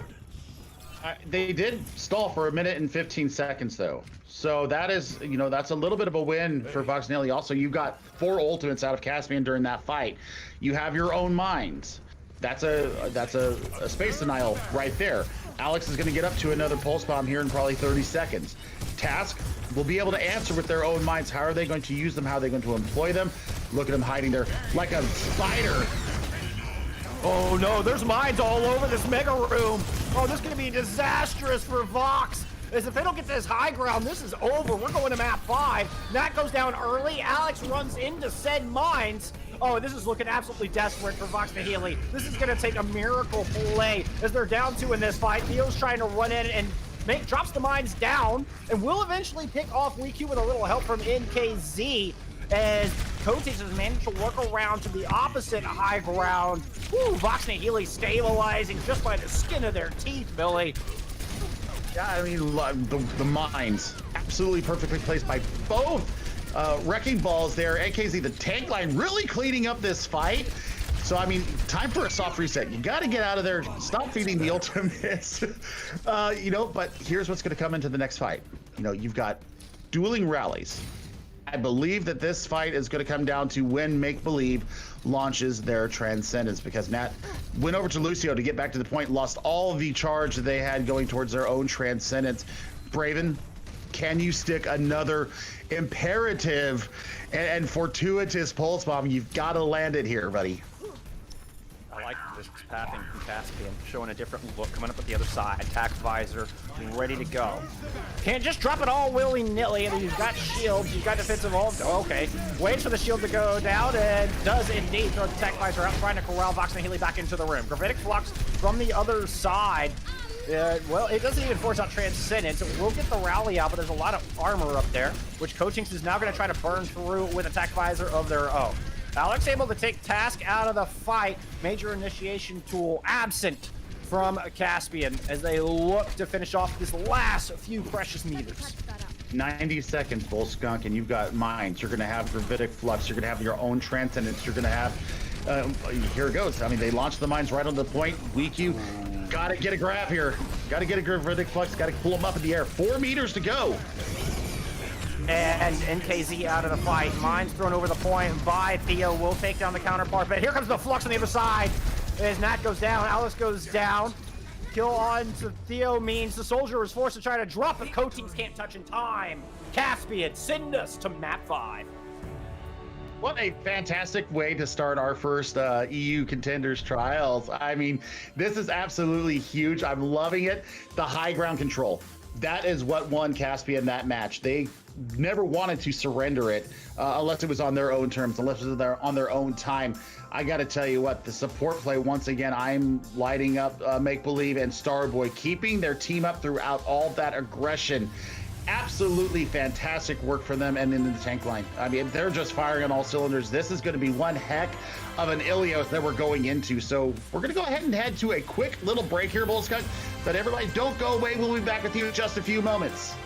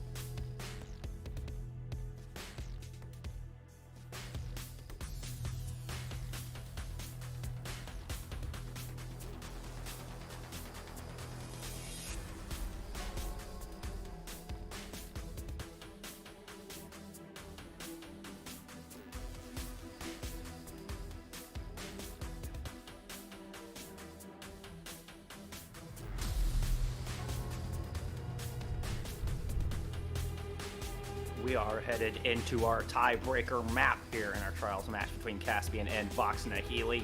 2-2. Caspian taking Dorado at the very end. And, well, they won our opening map of Oasis quite convincingly as we head to Ilios. We'll see if they can repeat that performance. I think they've got the wind at their back, Billy. I know it seems that way, you know, and it's been back and forth all series. But this is the time for Vox Nihili to really step up and step out and take it to Caspian. I mean, this is their last chance. This is the chance that they need to really push into them and get that first series win, get on the board, and knock that goose egg out of the park. This is going to be a fantastic fifth map. I am so excited to be getting here. Whoo, let's go. I'm like jumping in my chair right now. Vox Nihili, the veterans who are always just seemingly one step away from Contenders proper, have one map to get a win on the board, and it's now or never. You go down 0-3 in Trials Week, there's no coming back from that. I mean, your hopes of making it into Contenders are pretty much gone. Vox Nihili know it. This map is oh so important, but the young upstarts of Caspian looking strong. So I'm ready for Ilios. I'm on the edge of my seat here, Billy. One thing that we haven't seen very much of is Jaru for Caspian. Where is Jaru? I think that they have decided to lean more into this ball meta rather than the Reinhardt or the Hog. And I think that that's absolutely playing into their strengths right now. You know, and nothing to diss against Jaru, but I mean, Task right now is just controlling the pace of what Caspian want to do and denying Vox Nihili a lot of space, not only with the mines, but also the pile drives. Absolutely fantastic. Everything is just rolling on, you know, all cylinders. This is going to be a heck of a map 5, Bullskunk. Braven has even mentioned that they feel more confident in their ball compositions. That's what they're strongest at. Jaru comes in for when they want to go brawl, but they don't feel like they've excelled in that composition nearly as much as with Task on the Wrecking Ball, which is in fact what we will see as we head into Lighthouse to start us off. Absolutely. I mean, if everything holds true to fashion, we'll see the Symmetra set up, get the teleporter in, and then swap over to that Tracer and Soldier respectively for Vox Nihili and Caspian. I see no reason for anybody really to swap off their compositions right now. It's been neck and neck the entire series. It's Thematic versus Task. It's WeQ versus NKZ. Who's going to control the space the best? Let's Bengagon get it on. Here we go, map 5. Rolling out of the gate. Movements and changes just as anticipated. Teleports and swaps through. Vox Nihili claiming the high ground. Caspian doing the exact same. Looks like the front line of Caspian going to rotate through Cage, while all of Vox Nihili are sitting up top in a little bundle, looking for some opening picks before dropping down to the low ground and moving on to the objective. Interesting placement up top there for Alex. Had dashed over on top of the lighthouse itself. Thematic moving in to accompany the Tracer to try to get some point presence. Now dueling it out with the same heroes on the other side of the point as the soldiers sit up top and rain down. But Ido had moved low, found an angle, and landed a flurry of Helix Rockets onto Cotinx, forced him off that high ground, and Caspian is able to get the positioning on the point. The Amatic moving in, trying to dislodge. Nevertheless, Caspian find first control. Yep, and I mean, you know, I thought that the high ground control was going to be absolutely paramount for Vox Nihili, but like you said, Ido, singular play. What a play from him. They're taking the main tank out. That is your disruptor off the map, and that is going to make for some serious progress inroads for Caspian. You speak his name, and he shall appear in the kill feed. As Ido is able to draw first blood here in our tiebreaker map. Vox Nihili just kind of soft resetting right now. I mean, it's a smart play. Sure. You know, really get thematic, get everybody on the same page, get everybody knowing where their assignments are, and then just letting them have it. You've got the pulse bomb available for Alex. Where is he going to go with it? He's got to be looking for Starboy or Make Believe. Make Believe is able to take out Faroki, and Alex lands it onto Starboy. So both Briggs off the table. Transcendence forced out early. This could be a bit of a mistake here, Billy, as NKZ now could be free to use that flux. As I say it, Brave, it takes NKZ down. Cotinx will find the kill onto the other support. So there's gonna be a couple seconds with no supports here for Caspian, and WeQ gets interrupted out of their flux. What a play from Vox Nihili. Thematic with the final blow. He's able to take down Task as well. And Vox Nihili threatening to flip this point as dueling tax visors come out. Cotinx gets the better of that deal. My goodness, that was absolutely fantastic, and he got the jump on to Ido and punished him for his hubris trying to go 1v4 with the tac visor in their back line. You know, 4 ultimates ready to go for Vox Nihili. This is going to be tough to dislodge if you are Caspian. Caspian, you know, Task will have these mines ready to go. Braven coming up close on another pulse bomb. I'm looking for them to really take it and then stick onto Froki. Yeah. Alex is going to stick one on to Starboy. And that means that you have just Make Believe left to try to heal you up. Ido returns the favor and is able to pick off support on the other side. But I'm looking at this Phlox that has been typically disciplined all day long. Make Believe throw it. Oh! Excuse me, I'll finish that thought in a second because I got a comment on that. Froki interrupting that pulse bomb, getting the better into that duel against the Tracer. And Caspian now flipping the point. Oh my goodness. Still, as I was previously talking about, NKZ is going to have a free flux here when they return to the fight. Great pile driver coming in from thematic, but he's all alone. He's all alone. Map flip down, it's 80% and counting for Caspian.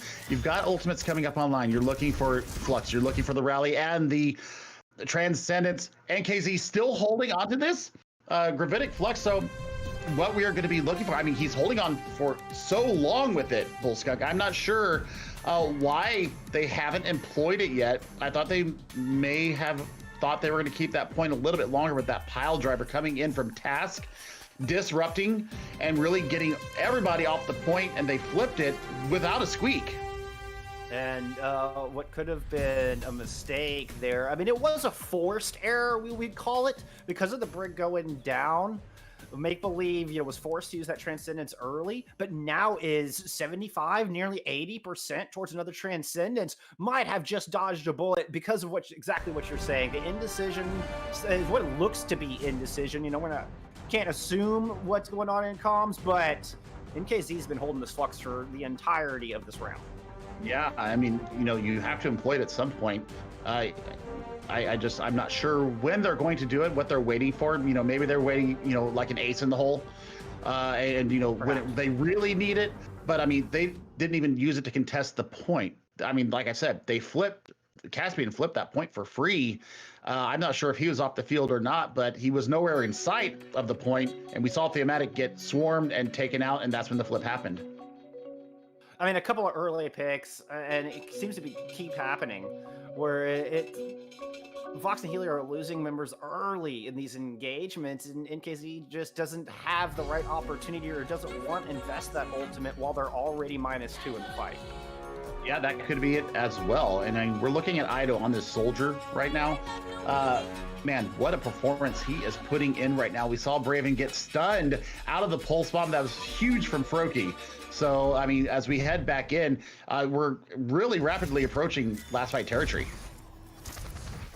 We certainly are. At least a final chance for Vox Nihili on Lighthouse. As NKZ decides to pull the trigger on that Flux and gets stunned right out of it. This means Make Believe is free to use that Transcendence on cooldown. And the Overtime Witch is burning. Caspian will get most support ults during this fight if it even goes that long. Ido is dropping Attack Visor to keep Vox Nihili at bay. I mentioned it's thematic on point, keeping that Overtime Wick burning, as I don't see the Wrecking Ball on the high ground. Okay, Alex is there as well. Drops the Pulse Bomb down, but NKZ's going to take down Ido. Here comes Theo on the point. Throws down the mines and Transcendence coming out from that. Make Believe able to use that Transcendence as a Minesweeper tool. And both teams finding kills with those mines, but it's Froki out of the fight for Vox Nihili. No rally here. Coatings goes down, not before finding one kill, and the kills, well, they're trading back and forth. Caspian with a slight lead. Ido finding two, giving Caspian the first round and a 1-0 lead in our tiebreaker map. So easily could have swapped the other way. They had the point presence. They had the mines on the point. What a 9,000 IQ play from Make Believe to become Minesweeper with the Transcendence. That was absolutely huge. And it was based off the fact that NKZ didn't find any value with the Gravitic Flux. Make Believe was just free to use that trans at will. And Froki going down without being able to use that rally was also a turning point in that final fight for me. Froki going over to, well, for the first time we're seeing Lucio Mercy coming out of Vox Nihili as we head into Ruins. Something's got to change, right? I mean, if it's not working, go to something different. And I like the adaptability here. Also seeing NKZ going over to the D.Va. First time we're seeing the D.Va come out today from Vox Nihili. So, Caspian staying with the same composition. And you're going to have the dual aerial threat of the D.Va and the Echo. This is going to be an interesting look for them. Coatings just laying down some spam damage from above as Caspian looks to emerge onto the walkway. Sticky bombs in, putting in some work. Theo trying to go put some pressure down, but Task emerges and responds in kind. And it's Vox Nihili looking a little wounded right now. Alex gonna fall. The tank line hurting, and Nat goes down. Task and Braven able to find one, but NKZ and Coatings, they're striking back.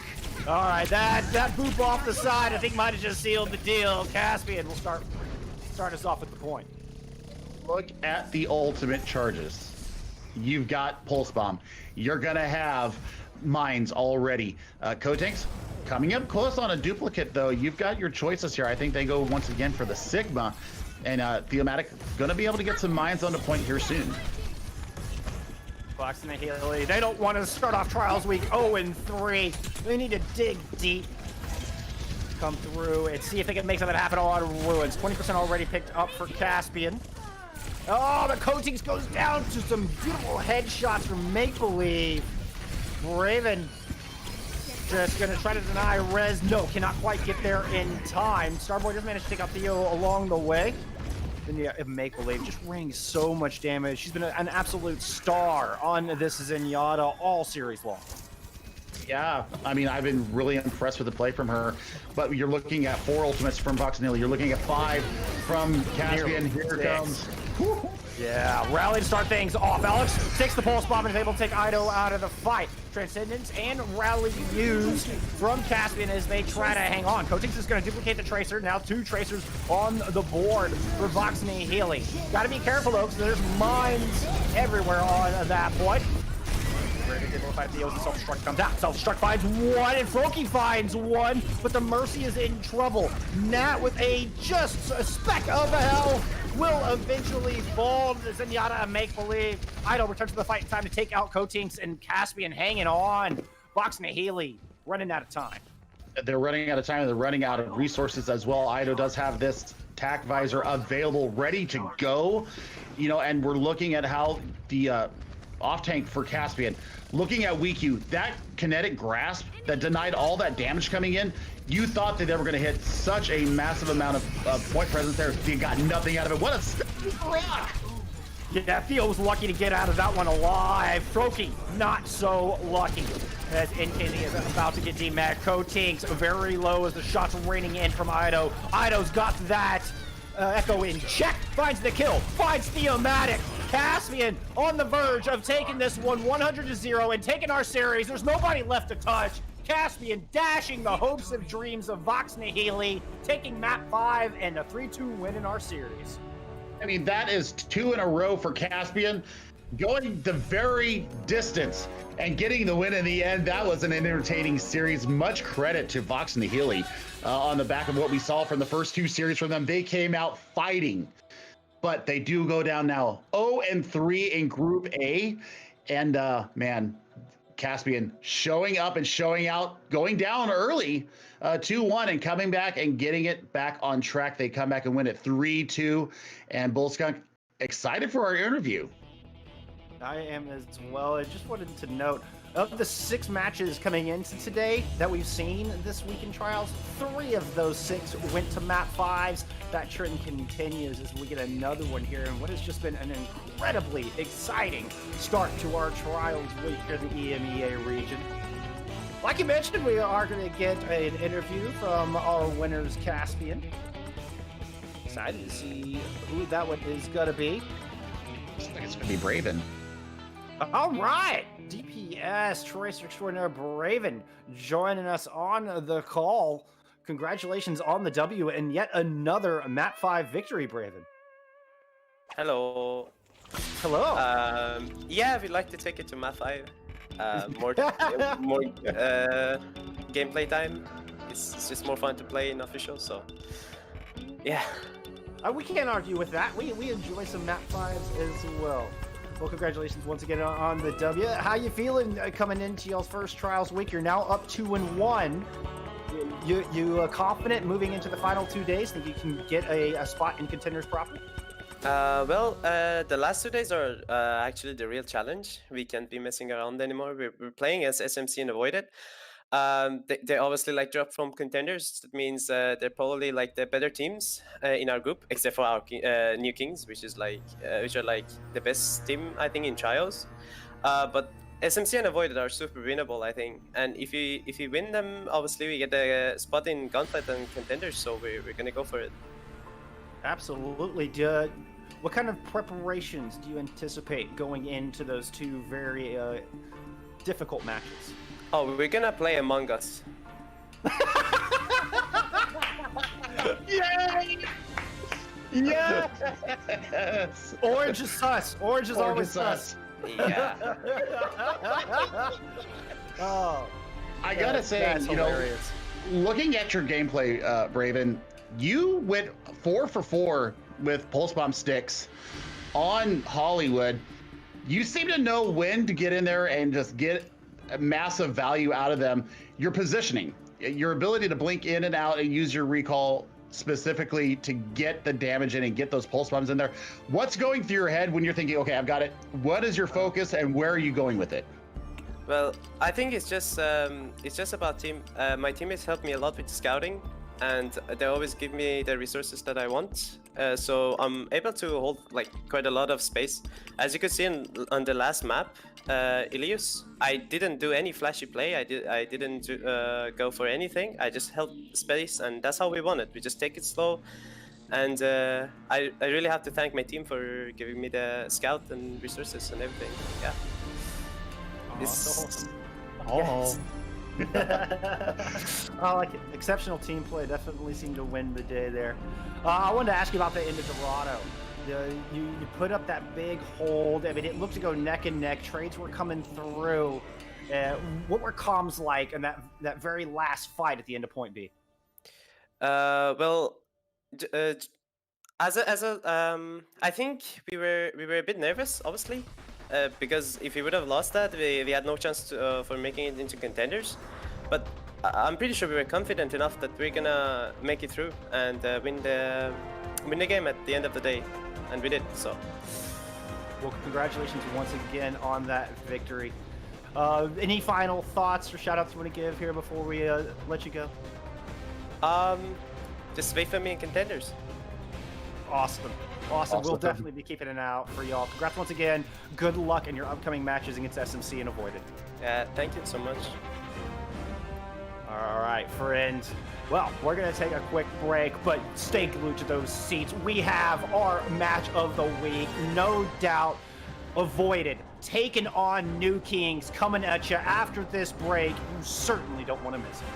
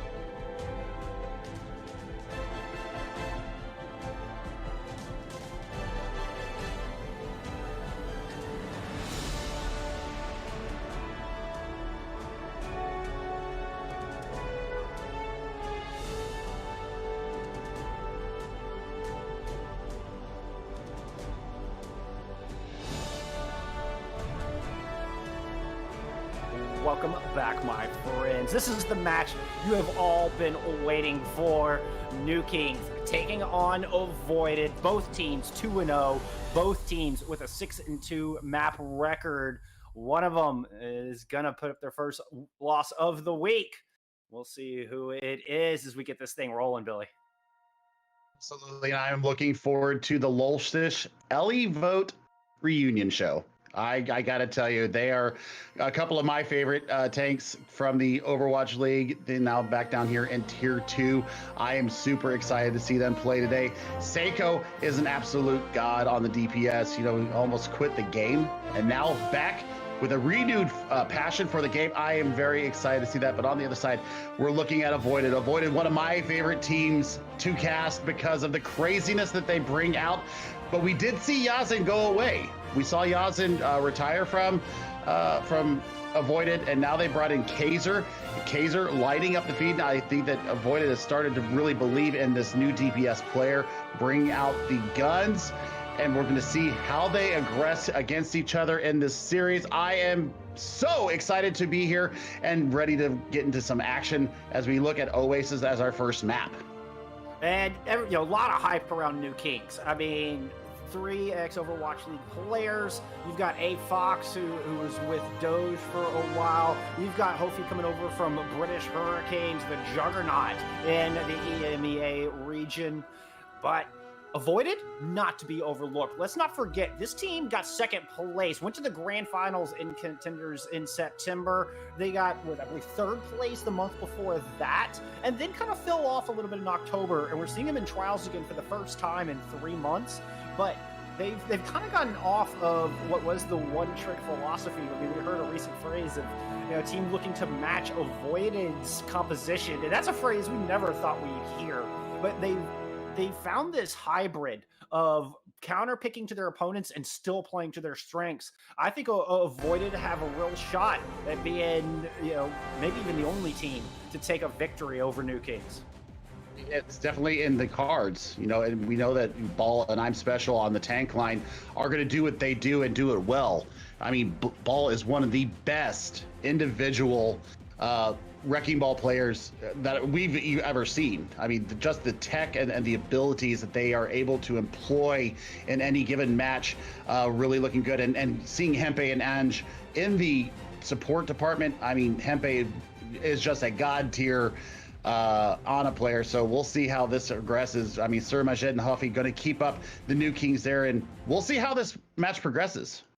Well, and New Kings almost got reverse swept yesterday against Shoes Money Crew, but they had Czar playing in with Psycho, and look at this. We got word that this was going to happen. The secret weapon is out. Oni God is in the lineup. Yeah, former Dallas Fuel player on the New Kings, being able to play back in Europe as well. So, the ping is going to absolutely be better for them. Looking at Sir Majed, though, in place of A Fox here for the New Kings, so bringing a little bit different support line in here. And Psycho, we saw them pop off. We've seen them just absolutely destroy teams, and I'm ready to see. Here we go, Avoided versus New Kings. Here comes the aggression coming in from the New Kings. Coming in with Psycho on the Echo.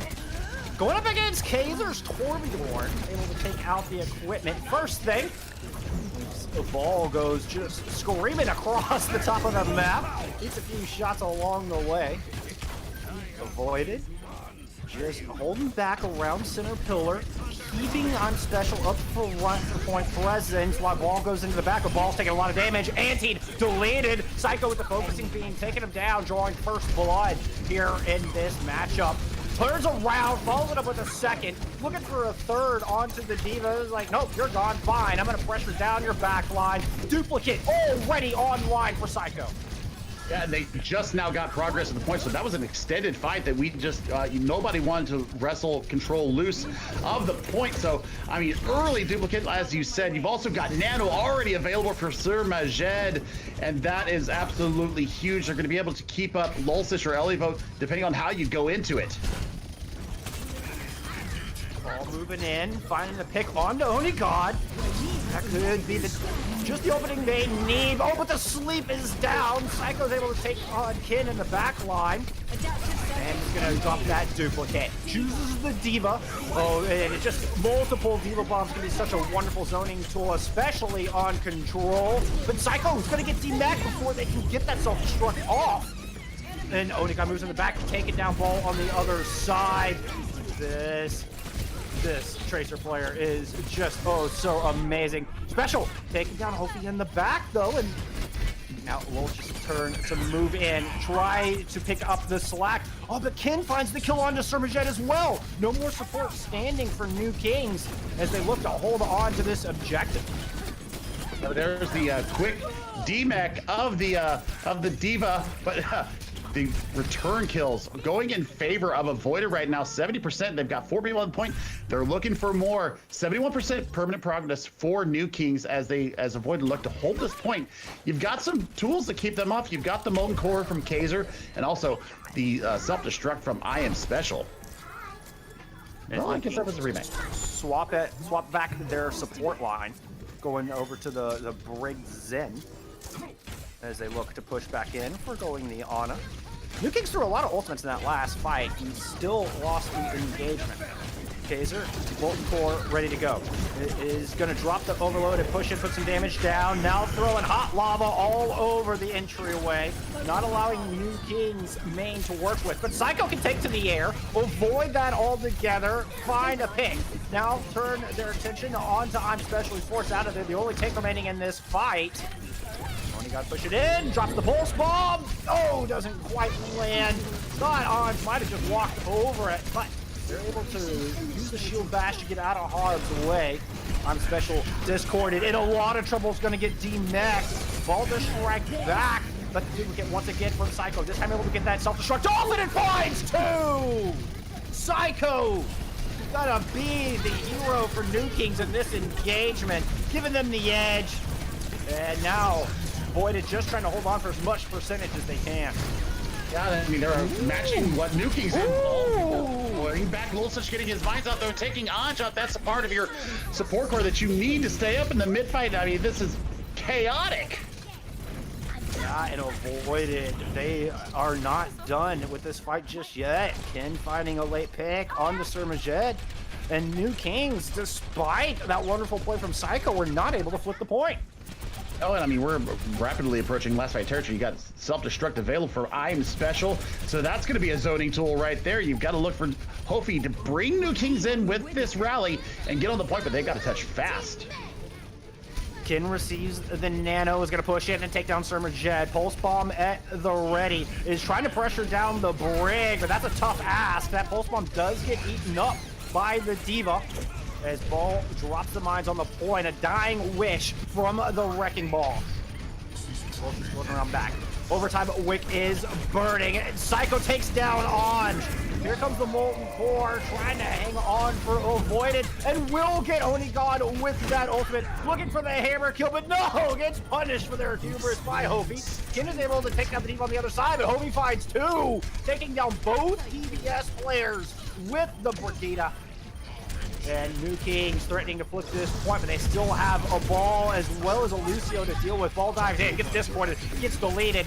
Now Discord thrown onto I'm Special on the Diva, and Psycho's gonna return on the Soldier. Throwing down an early tack visor and building up that ultimate so fast. New Kings should flip this point. There's the flip. There's the flips is at 99% the overtime, going for about a minute and a half, and they're really starting to target this turret coming out from Kaiser. So Hempy has the nano boost available. I would think to put it onto either I Am Special or onto Ball and see what kind of assassination they can get out of it. Ken is going to hunt down Onigod, but the Pulse Bomb is ready to go for Onigod. He might be able to get some good progress and maybe a pick out of this. Lulcich coming in to save Onigod. Kid is going to get the nano and move in once again. Trying to pressure down Psycho this time, but the heal station's there. The stick lands! Oh no! And now turns the attention on to Surmajet. But he's there, protecting the backline, healing for their Zenyatta, taking Ken out of the fight. Lulcich slowing the mines down. Ball super low was anti, still running for their lives and cannot find any sanctuary. Ball goes down. Self-destruct over the top from Elimo. Takes down Anj. And New Kings in the 99-99. Threatening to open things up strong with the first round win. It's just I'm Special left on the point. I'm Special is D-Mex. King can't touch. New Kings edge it out. Ooh, catch the breath right there, because that was just a back and forth flurry of action from both Avoided and New Kings. Avoided almost being able to flip that point over, but that early tack visor that Psycho got at the beginning of the flip, my goodness, he got that in probably, what, 30 seconds, Bullskunk? That was absolutely lightning fast. And just the swap for Psycho. Soldier, Echo, no difference. The lethality was absolutely there. Oh, I glanced up and the swap was there. I glanced up again and there's a tack visor. I mean, I was like, oh my goodness, Psycho. Now coming back on the Echo once again. We do see I Am Special bringing out their Zarya, though. And we know that Zarya for I Am Special is one of the signature heroes that they employ. And, man, Grav is going to be a big problem for New Kings, as they have the Transcendence to defend against it. But, man, if I Am Special gets any kind of charge going on, this is going to be a bit hard ass for New Kings. And able to throw those bubbles onto Ball just enables that charge to build so quickly. You see Onigod pressuring from the left side. New Kings with the point presence. Losish going in with the Salam, but takes a lot of damage. And it's Ball falling on the other side. New Kings once again drawing first blood.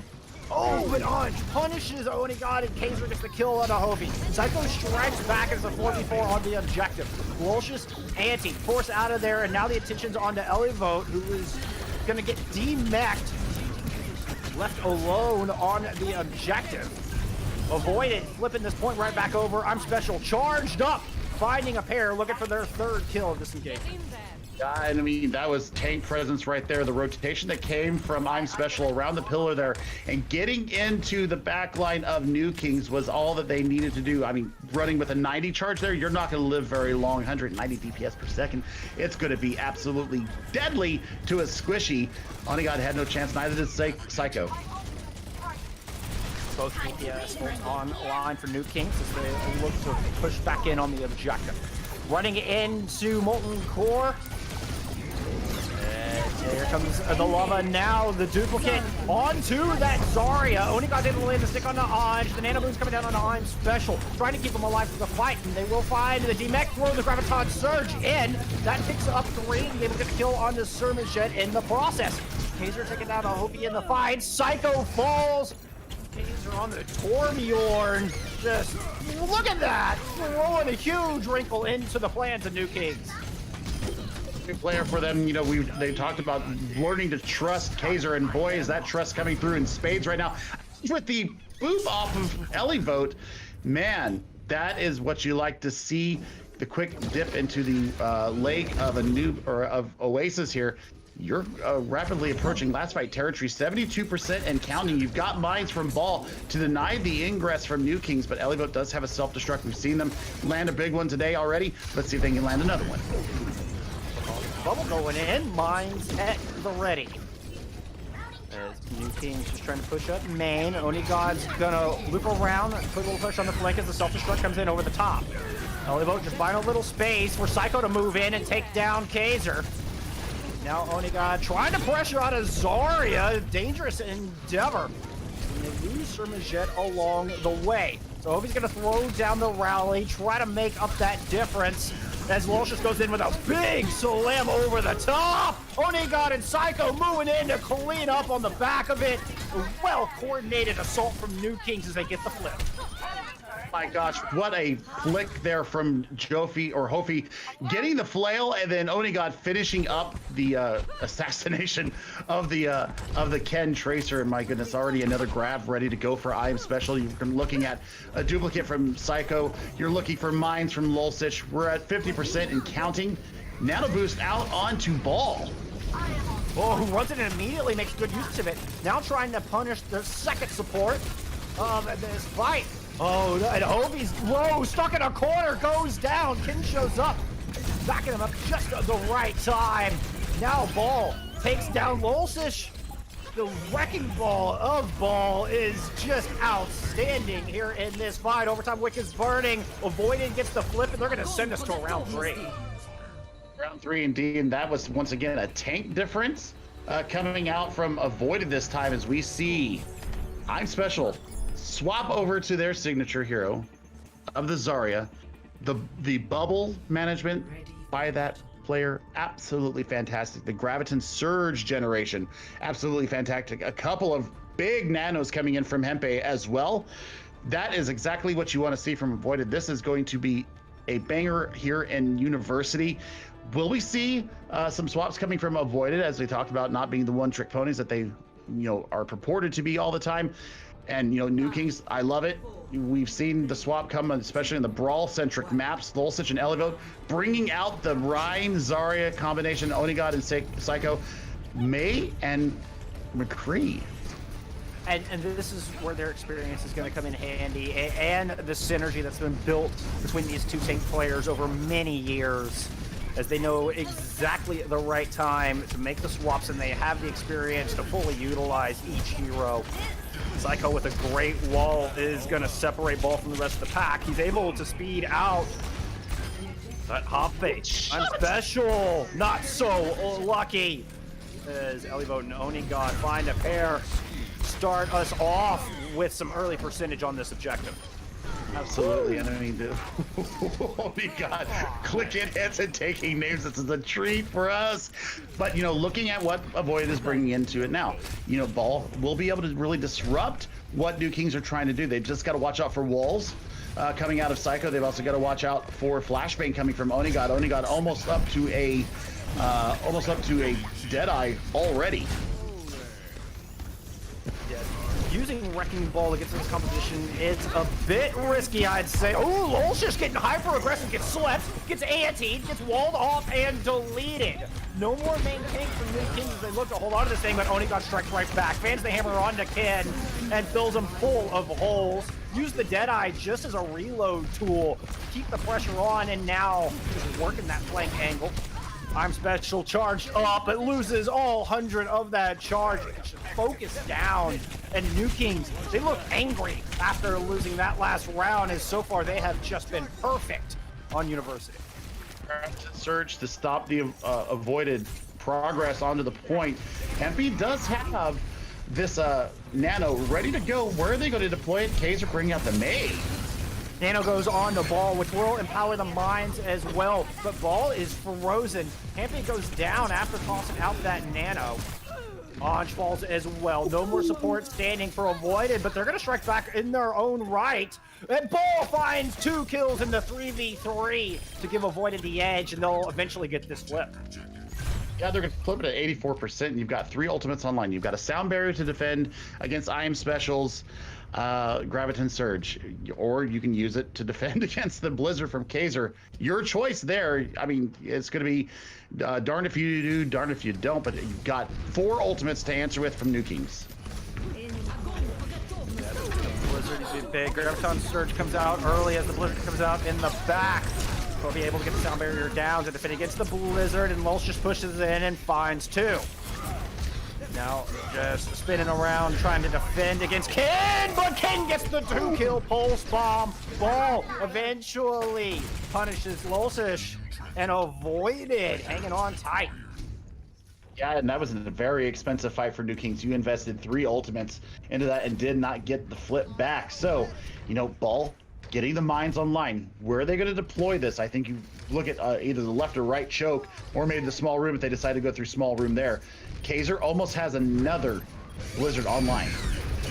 Right over the top of the stairs is where Ball's going to throw those mines and split off Lulz from the rest of the pack. They take advantage, pounce on him like a pack of hyenas, chew Lulz to pieces as Surmajet throwing down the Coalescence to try to keep the rest of the team in this fight, but both DPS of New Kings looking quite wounded. Onigod's going to get healed up. Psycho is able to use that ice block and finds him healing as well, as I'm Special takes Elevote out of the fight. Kaiser finds 1 and still has that Blizzard ready to go as Avoided now at 80%. Woo! Beautiful headshot. Late kill on Onigod. Look at this punish. The wall is up. Lulz just cannot retreat, cannot find healing. The percentage at 90, and New Kings Well, they gotta wait on respawns. And you got Pulse Bomb, you've got Blizzard. I mean, that could be a dynamic combo right there. You also have the Nano Boost to keep anybody up if they should be able to go low. Man, Onigod gonna have to land a hell of a Deadeye to get the progress back in their favor.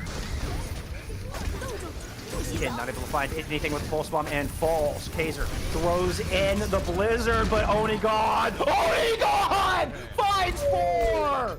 2 before the Deadeye, 2 with the Deadeye.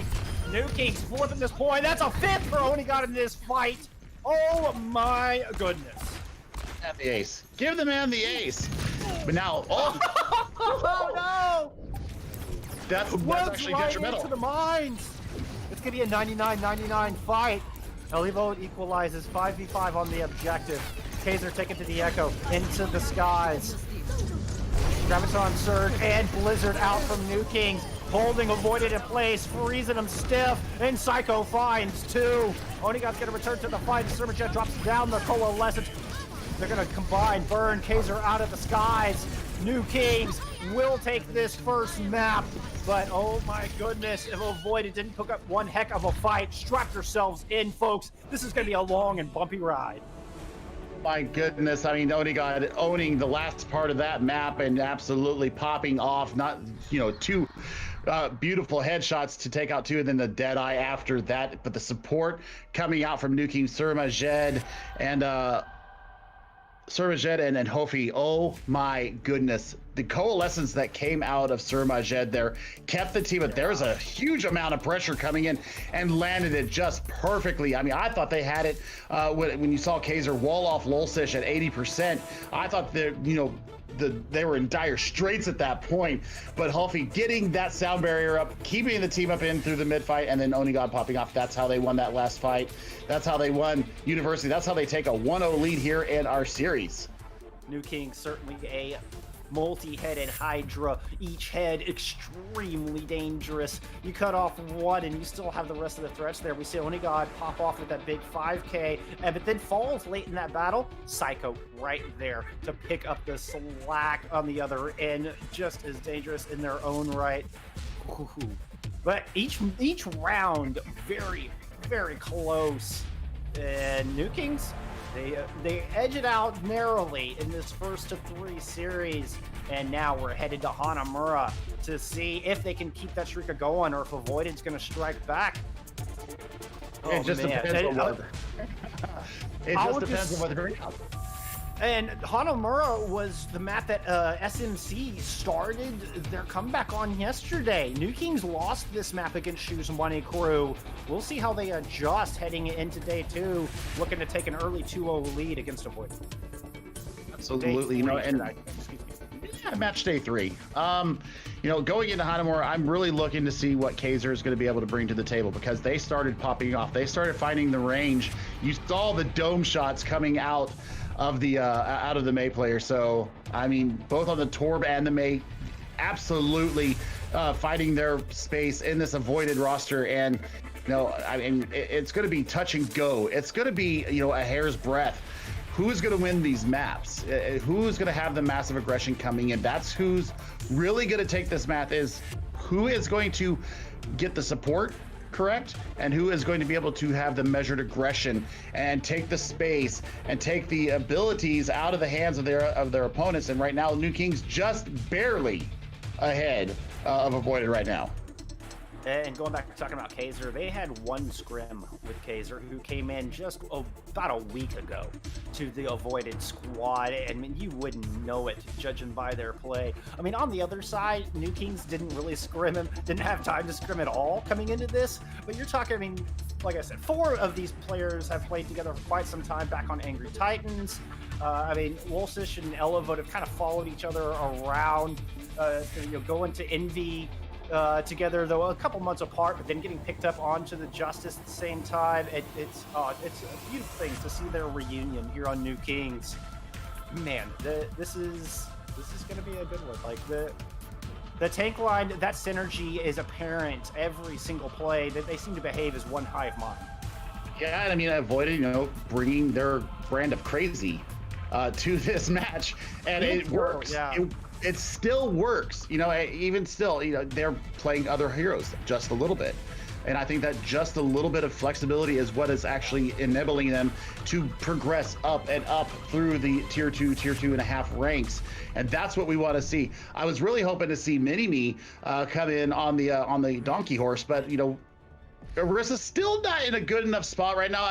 There are certain maps I think that you could play the donkey horse, but, you know, it just depends on how we go.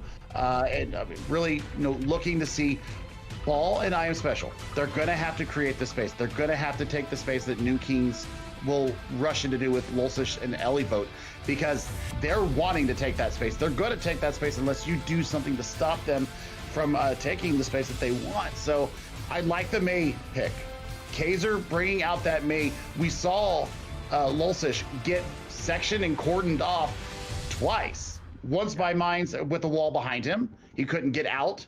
And then once they're coming out of his spawn, they put the wall behind him and just absolutely murdered him. So, you know, the Mei might be a great pick. And I mean, it's off meta and it's crazy enough. And I mean, that's what Avoided likes to do. They can play with anything. And that's what they've always said. It doesn't matter what heroes are the meta. It's what they bring with the heroes and being the best that they can be at those heroes. They'll go up against anybody, and that's what their philosophy has always been. Well, and they've adjusted their team identity a little bit, but don't let that fool you into thinking that they're just going to play meta comps. They've developed into this hybrid of playing what they're strong at and then playing what works in the individual situations. I mean, I think Avoided have really found their stride here with Kaiser coming into the team. Because I mean, Yezin just pretty much played Pharah all day, all the time. T Sorcerer was gonna pick the Mercy all day, all the time. And this change that has been made, I think it's done Avoided, you know, very well. Yeah, I mean, you know, looking at Kaiser, I mean, I just fantastic pickup for them. I mean, this is absolutely giving them a little bit of breath of new life. Even though, you know, putting Yazin out there, good grief, the best Pharah I've ever seen play. I mean, just the value that we saw from Yazin with this team. I'll give you in the tier 2, tier 0.5 seed. Yeah, I mean, I'm easily impressed though. I fully admit it. I mean, Lightbringer, I think Lightbringer, and hearing him talk about the team, I think that him being the full-time coach now instead of playing and coaching, you know, we might see him every once in a while, but I think, you know, him coaching right now is, you know, just the absolute pinnacle, and he's got such a great brain. Get a big brain. New Kings teleporting over the top left, but Kaiser right there with the Maywall once again. Aloysius separated from the team. They are able to break down a chunk of that Maywall, find Aloysius the healing necessary to stay in this fight, and then return with a wall of their own, denying Avoided the ability to come in and contest where they might want to. Trades coming through, but New Kings have lost their Moira, relying purely on Hobie's Lucio to keep them alive and standing through the rest of this fight, but doing a good job of avoiding the damage, playing conservatively. Onigod takes a big hit, goes down. Psycho falls as well. Lul's just taking a nap, and New Kings are going to have to take another stab at this. I mean, right now, you know, they're kind of doing a little soft reset, and they're not being really pushed away from the choke there, so you know they can take high ground here and make their aggression coming through from the right hand side here. Elivote, you know, bringing the Sigma out here, so we're running the Rhine Sigma, so a lot of shielding. You know, the kinetic grasp is also going to be able to deny incoming damage, but Kaiser right now bringing out the echo. This is a new wrinkle that I did not see in my VOD reviews of them. Mine's out over the point, and Kin's able to find Oakfield on the back of that ball, takes down Psycho. And another great defense is Avoided, or not allowing any room for New Kings to work. You do have Coalescence, and you almost have Sound Barrier ready to go. So you're going to have tools to get in to this point. Anj has the Sound Barrier almost online right now. Hempy's going to have a Nano Boost as well to bring back a flagging player, most likely Baller, I Am Special. Kaiser is going to have to be dealt with, though. Elivote's going to have to get in the sky and really take care of this aerial threat because they're landing so many sticky bombs right now, and they just can't deal with it right now. Lulsish and Elivote making adjustments, going over to Winston D as they push back onto the point. Coalescence out to start the fight, and Psycho's going to throw down the Blizzard as Elivote and Anj simultaneously get booped off the side. Kaiser gets taken out, but Psycho falls. 4v4 left on the objective. Wolsish goes in, takes care of Hompe. And that might just do it. New Kings now have a clear advantage and a clear path to take point A. And I don't even know if Ball's going to be able to get back in there and recontest. I think you can get out of there with your life and set up your point B defense, but I think he's going to die. He does get the adaptive shielding online, though. Yeah, I don't know how Ball got out of there. I thought Ball was Dunsky for sure. Kaiser with the duplicate, Sound Barrier, and Mines available for the defense. As Onigod pushes in on the flank. Thinks better of that duel. Gonna run out and get the Mega. While the front line of New Kings pushes onto the point. Kaiser's gonna use that duplicate onto the Winston. Oh, and has them trapped. Ken throws the pulse bomb down, finds 2, and avoided putting up another stalwart defense. And I mean, it would cost them a bit, though. The sound barrier was invested in the middle of that bull skunk, so you don't have that coming into the next point, and Lulsish is getting very close to the Primal Rage. You're going to have Pulse Bomb available from Onigod in seconds. And look at this now, swapping up the support line for New Kings, bringing out a little more brawl with the Brig and Zen. So you're going to have the Discord Orb to deal with. I am special with a Diva or with a Self-Destruct ready to go. So this could be a bit of a fun interlude coming through. You know, Q press is going to be very important here. Yep. Lulsish is going to stick with the Winston, I think, just for this push. Use the Primal Rage, and I anticipate him swapping back over to the Wrecking Ball. So we'll see what he chooses to do. Certainly a better player than I am. We'll see how that goes. Ken gets the duel against Onigod, and Hoki falls on the approach. That Primal Rage does come out, but the ball on Wrecking Ball is just balling right now, Billy. He's a baller. I mean, there's nothing else to say. He's a big baller. He's a big baller. Lulsish not swapping yet. He's oh, there we go. He's bringing out the Roadhog now. So now we're going Pig's Feet. And Serbajet swapping over to the Ana. Already almost 70% to a Nano. So you're looking Nano, well, as I say, now they swap over to the Zenyatta. So I guess we're bringing back the Discord Orb. What a hook. Yeah, but there's really nobody else up there to follow up on it. So I'm Special is able to just get some heals and fly back into the safe embrace of their team. Psycho going over to the Soldier. Gonna try to push up onto this high ground and control it from there. Without the Echo, prompts the swaps from the support line. As New Kings tapping around. Psycho up top looking for something, but meanwhile Ken is snuck around in the back, taking Onigod out of the fight. And now New Kings trying to push in, minus a DPS player. Ball goes up top, narrowly misses that pile drive, forced off the side a little bit. And New Kings is just playing it slow, but there's a huge anti-nade! And the Molten Core thrown into the pack. Beautiful play from Hampe to shut down that attack. Yeah, and it only cost him that one ultimate. I mean, the Molten Core denied the space, denied them any exit out of that small space, and I mean, they just laid into him there.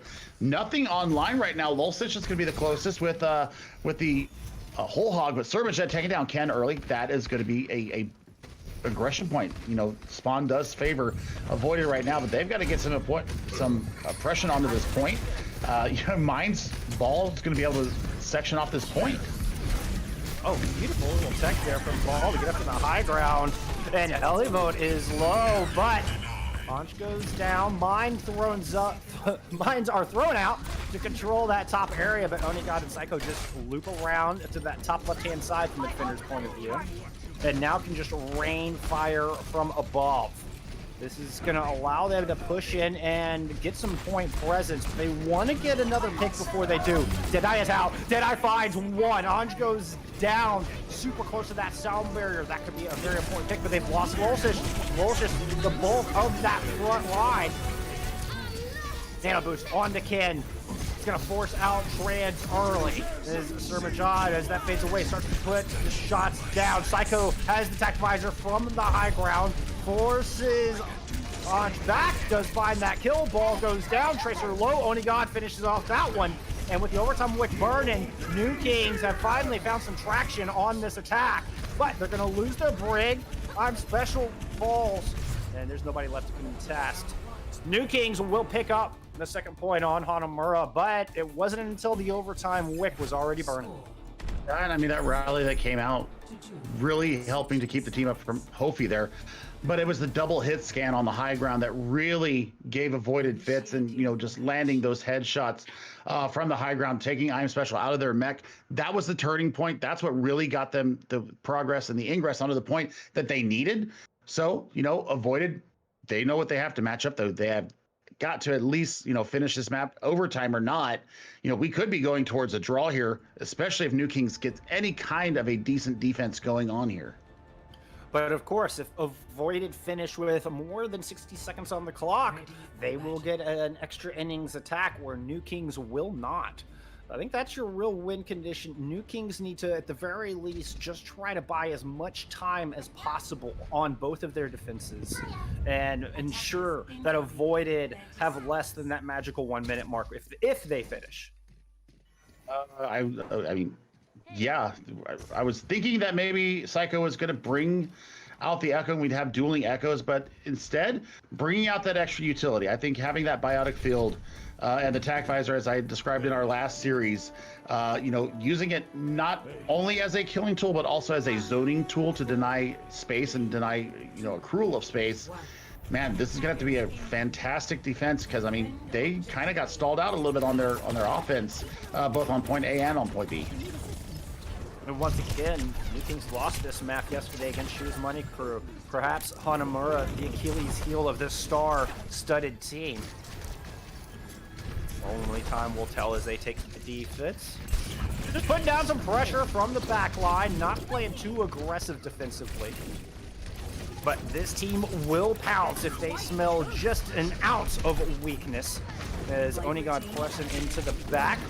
Drop down, put down some pressure, and then just recalled right back to the other side of the wall. Kaiser flies over said wall and responds in kind. Neither team drawing blood just yet. Liking what Onigod is doing right here. He's, you know, using the blinks to get across and get an aggression in there, and then recalling back into it. Oh no, that's a quick pick there for New Kings, taking down I Am Special. No bubbles available for Ball to get aggressive with. Yeah, it's a very important pick indeed. Speaking of, Onigod is able to take Ken out of the back line, and Avoided just going to have to reset here. But they do have a couple ults coming up. Psycho taking a little sleep there, taking a nap, you know, for his work. But I mean, Onigod, gotta get your beauty rest. But I mean, you know, Pulse Bomb available from Onigod. Hempe does have this nano. I'd like to see it go into ball and see him get work up towards these mines. I'm Special trying to push in the front door, facing opposition to the other side. As the nano boost goes on to ball and trying to disrupt that high ground defense. See if they can break the bulwark that New Kings have set up. Psycho fight to kill the res available. And now Avoided trying to push on to the point, but Psycho's going to drop this TAC visor from the high ground.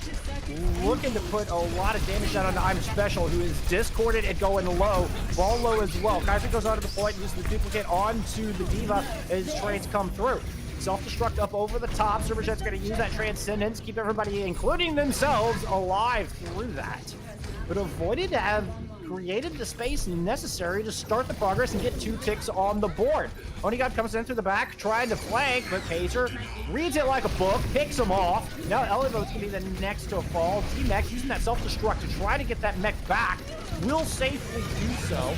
Opie's going to drop Rally as New Kings want to hold on to this point. They're not saving anything for point B. They don't want to give this up at all. Living in the present, Psycho's able to take down Ampe. And Lolsish moving into the back, flanks Kaiser. Onigod there to finish him off. New Kings are still stabilizing, are still buying on the room they need, but not for long. I'd say they were missing members. And the Graviton Surge with the Pulse Bomb, well, that's going to do it there for Avoided. They're going to move on to the point and pick up that final tick they need. Yeah, I mean, it was really hit or miss there, depending on, what you look at. Onigod did throw out the pulse bomb there, didn't find anybody, so Ken does have their own pulse bomb ready to go as they start to progress onto point B here. They've got 3.5 minutes to get it done and really, take it to New Kings. Avoided, do have the tools available to get into this point. I'm looking for Ball to set up mines in a small enclosed area. Psycho with a huge helix rocket going in there, Bullskunk. And this is what I was talking about, where if New Kings smell weakness, they will pounce. The Voided cannot just sit back and rest on the laurels of having time to stage and set up. New Kings will get aggressive and decimate you, just like we saw. And I mean, they all pressed, W there and just walked right into them. Psycho getting the tack visor into the boot, and Lulsish almost has the mines online. So we're looking for those two to really deny the space coming in. Psycho putting up a pretty darn good performance here now with this soldier. That was a beautiful read from New Kings, knowing they didn't have any ults to defend with. They pushed forward and got back in this ult economy. Now Ball is going to go up top, throw his mines over that top balcony, duplicate through onto the Diva. But Psycho is going to respond, throw down an attack visor, and put hurt on anybody who dares step out onto that objective. But 2 kills through for Avoided. Ken is going to land the stick onto Psycho and find a third. They have suffered some casualties pushing in, so Avoided need to close this thing out quickly, or the respawn advantage will overtake them. Surmajet dropping into Transcendence, Rally comes out. All the pressure onto Ophi to try to deny the value of that rally, but no. Too bulky, too much resilience from the Brig, and New Kings hang on. Oh my goodness, what a performance there. That Transcendence and Rally combo. I think I see the flavor in that now. Bullskunk, as you have the one, you can combo into the second one, get that armor up. My goodness, are they absolutely putting on a nice little clinic here. That's a great field. How did he live? That was risky, but nothing ventured, nothing gained. New Kings getting a couple of kills and a lot of time on that one. You have now for aggression coming in for Avoid. You've got grab, you've got mines. Ken almost has another pulse bomb. Elivote is going to be able to section them off and get them off the point with this self-destruct. So it's honestly, who's going to land the bigger ultimate here, and who's going to get the aggression and stop the press from the other team? Big bang combo of Graviton Surge and Pulse Bomb at the ready for Avoided. Pulse Bomb is going to get used on its own. Lulsish just shrugs that one off. Onigod did fall in the interim, and mines are on the point from Avoided. Graviton Surge thrown in the back. Oh, this could do it. Find several members. The Immortality Field doesn't stand a chance against I'm Special. But here come 2 kills the other way. Psycho drops down the attack visor, but just eats too much damage. Is forced to run out of there. Elevo's going to throw down the self-destruct on the point, trying to buy some time for the reinforcements to show up. Onigod coming out on the McCree, trying to take out I'm Special, and does with a little help from Sir Majet. Now it's just Ball on the back with 30 seconds left. New Kings stabilizing. Yeah, they have a rally also to deny a lot of pressure coming in. They're going to get beefed up in the last waning seconds of this round. Ken has another pulse bomb ready to go, and nothing else online so far. We're looking at maybe Anj to get the rally up in the midterm, but my goodness, Kaiser, where this turret is set could actually get a lot of value because they don't have really that much to defend against it. I think New Kings may have just survived Avoided's strongest attack. Now Overtime Wick is burning, and Avoided has one last chance to tie up this series. I'm Special goes down early. Onigod picks off Pepe in the back, throws down the attack visor to clear off the high ground, and now has it all to himself, but eats a pulse bomb. Kid reads that perfectly and gets Onigod out of there. Lulsish is gonna fall. Oh, but here comes Surmajet and Elivote striking right back. And they deny Avoided their prize. New Kings taking Hanamura in a 2-0 lead in the series. My goodness, that was aggression at its finest, and it once again came down to the very teeth of the battle. Back and forth, counter trade for counter trade, and it just came down to better ultimate usage and better ultimate value, because Ken, valiant effort taking Onigod out on the McCree. I thought that they had a real push there, but just the spawn advantage. I think that was the only thing that kept Avoided from not capturing all the points there and taking us into extra innings. But my goodness, we are getting exactly what we build. This is a match of the week. This is almost a match of the group. I would have to say myself. Yeah. I can't argue with that. And now New Kings on match point. Oof. We're going to take a 60-second break, catch our breath. Y'all rehydrate. Oh, so important. We'll see you on the other side of this break to see if New Kings can close out this series.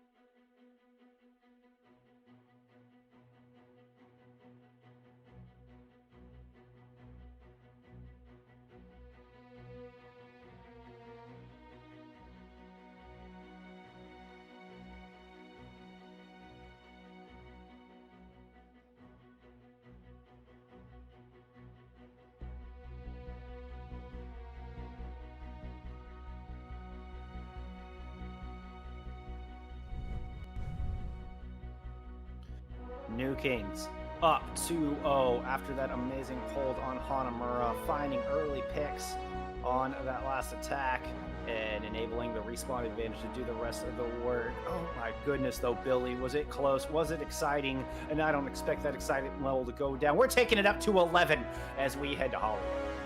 I mean, Hollywood presents its own challenges and excitement. We haven't seen Ash come out. I don't think that we need to see Ash come out, even though I love the Southern Belle. Right now, the Tracer and Echo and Soldier Show lighting up the DPS feed, and I'm just having a fantastic time going with it. We need to see who's going to take what side here, who's going to be on defense and who's going to be on attack. But let me tell you what, Hampe and Ange and Sir Majet and Hofi, their teams need to be thanking them to the heavens right now, because all the damage that we have seen coming in just basically negated. I mean, it's taking so much focus fire from both teams to take down a singular target. And once that first pick comes, then you're seeing the wave come through and the decimation of the other team. I mean, we're just seeing so much coordinated play and avoided. Man, they are really showing their mettle today. I know that they're down 0-2, but it's not like they're down 0-2 and getting stomped. It is as close as you can ever imagine. And I want to see them take Hollywood. I want to see this go 5. I'm not going to lie. This deserves to go 5. Well, Avoided certainly wants to see it go to map 5, because that's what it's going to take for them to continue their perfect streak through Trials Week. But Onigod and company may have other plans, and that's I want to point out that duo between the duel between Ken and Onigod has just been fantastic. I mean, Onigod, a very storied player, of course. He played for Dallas Fuel for the last half of the 2020 season, but Ken has given him a match. I mean, I wouldn't say a run for his money, but Ken is absolutely holding his own in that duel.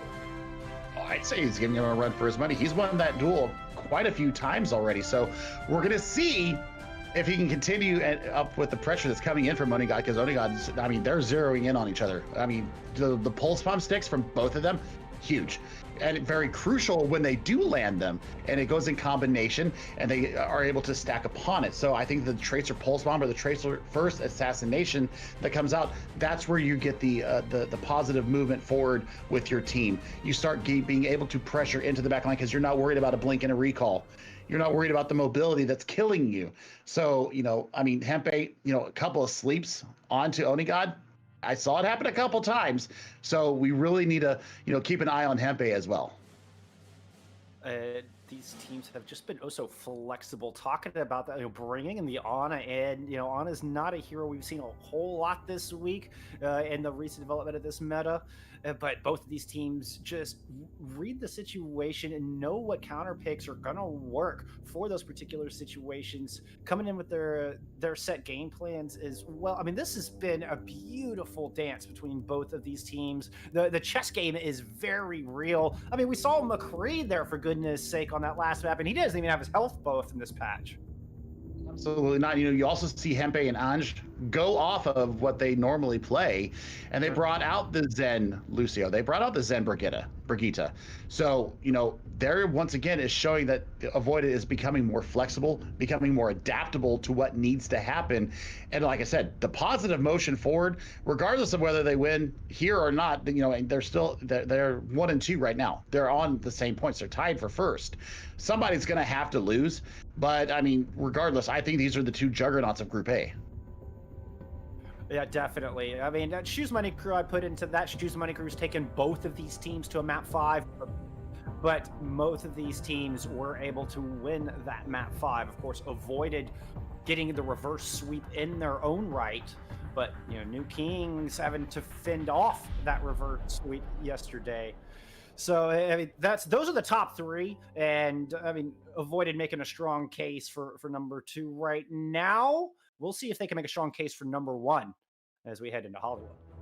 Yeah, Hollywood is going to be where the reverse sweep will have to start for Avoided, as they are down 0-2. New Kings being on series point here. So I'm very excited to get us into our map and see where we go from here. Do we see any more changes coming out of Avoided? Do we see New Kings running the same thing? We saw the tank line and the support line swap on the fly just because they felt, you know, maybe something else needed to happen when they, you know, they ran the Ryan Zarya.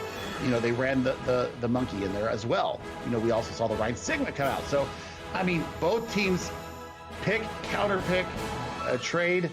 I mean, it's just literally a trade here or there, and that's what's going to decide our next map. And if Avoided takes this, you know, they're going to get themselves back in the series. They're going to get the win behind their sails. They're going to be able to take it to New Kings. I think they just need to take one map, and it's going to send us to a map 5. I'm calling it now. I mean, we might even, talking about making swaps. I mean, do we see A-Fox come back in? I mean, who played with Wolsish and Ellie Vote back in the Angry Titans days? But answer to that is no. Sticking with Hofi and Sir Majed in the support line. New Kings staying on the attack as we head into map 3. Avoided look to be starting us off with the Wrecking Ball Diva coming out with that Tracer Echo. Yeah, we see Hempe bringing out the Mercy as well. So I think there might be a pocketed Echo in the skies. Also, the Resibility will be on the table. So, you know, that needs to be weighed into the factor as well. I mean, looking at, you know, Ball and I'm Special to contest the high ground, you know, really bringing Psycho some grief. Also, Onigod, look at this, bringing out the Widow, might be able to get a pick. Ball with a very aggressive positioning. May have just been scouting what comes out of the door. Yeah, then he's just going to run back to the rest of his team as Avoided look to hold this center high ground. Rotation is going to have to be real here, though. I mean, Ellie Vote is going to be able to deny so much damage coming in from Kaiser. Kaiser coming up over the top, and Avoided are going to get aggressive. Take the fight outside the choke. Kaiser finds one. Ellie Vote strikes back. Psycho's going to get the better end of that duel, but I'm Special takes Psycho down. It's a 3v3 left into this fight outside the choke. Ken looking for the D-Mech onto Ellie Vote. No, it's Ellie Vote finding the D-Mech. Has 2 ticks of health left. Only got taken down Ball, and New Kings have a real opportunity at a power play to come take point A. Yeah, they're gonna have to get Psycho involved in this and start getting the aggression in there. You know, point presence has to be made as well. And look at that, there goes a main source of healing right there in Ange. This is gonna be a quick flip. Should they be able to get another kill? Yep, Onigod's able to take down Kaiser. And now has sights set on the back with the Pulse Bomb. Pulse Bomb doesn't quite land, but the shots are landing onto Hempe. And the Mercy goes down. No more supports left for the defense. They're just going to try to hang on to see if they get that Lucio back, buy as much time as possible. Lucio does return, but it's too little too late. Yeah, I mean, Ball's going to go out as quickly as he came in there.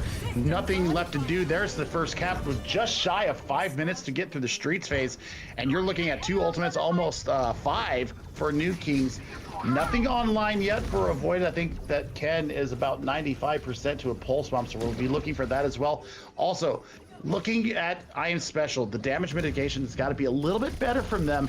Also, you know, you've got to get this self-destruct up online, but the forward pressure, looking at the high ground, that's an early rally coming up. They're really wanting to take it to ball.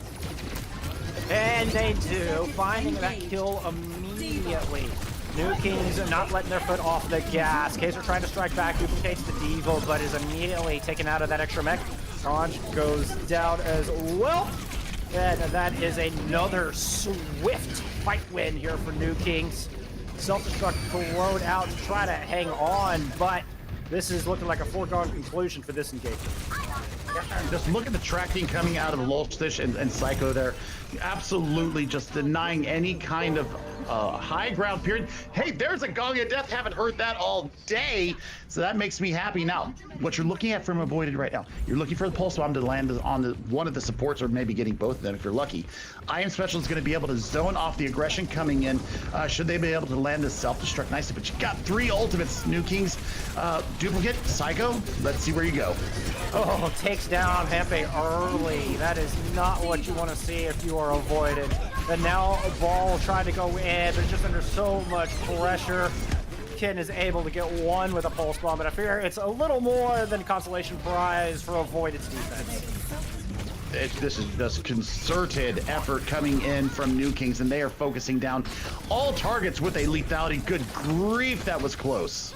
You can see their comms in their play. Extremely decisive movement and focus fire from New Kings. As Onigod gets the better end of Ken in that duel. Rez coming through, does get the Rez off. Lolstich drops the mine, not quite able to punish the Rez, but does buy a lot of space, coupled with the self-destruct coming out from Elivo, and Avoided are going to struggle to get a contest here on the back of this point. Yeah, just massive tank pressure. Look at the mines just doing their job. Look at Onigod getting in there, getting the assassination. They're going to go into point 3 with 4 minutes on the clock. They're going to have ultimates coming up online. Surmajed coming close to the Transcendence. Man, this is going to be a hard stick for Avoided. They're going to have to really get in there and make a stand. I Am Special swapping over to the Zarya, so you're going to have the bubbles there. That might be a chance for them to stabilize and get into this fight. Diving into the back, but didn't find what he's looking for. Now caught in dangerous spot and goes down. Surmajed does strike back, but I mean, you've really got to have all 6 to make this final push.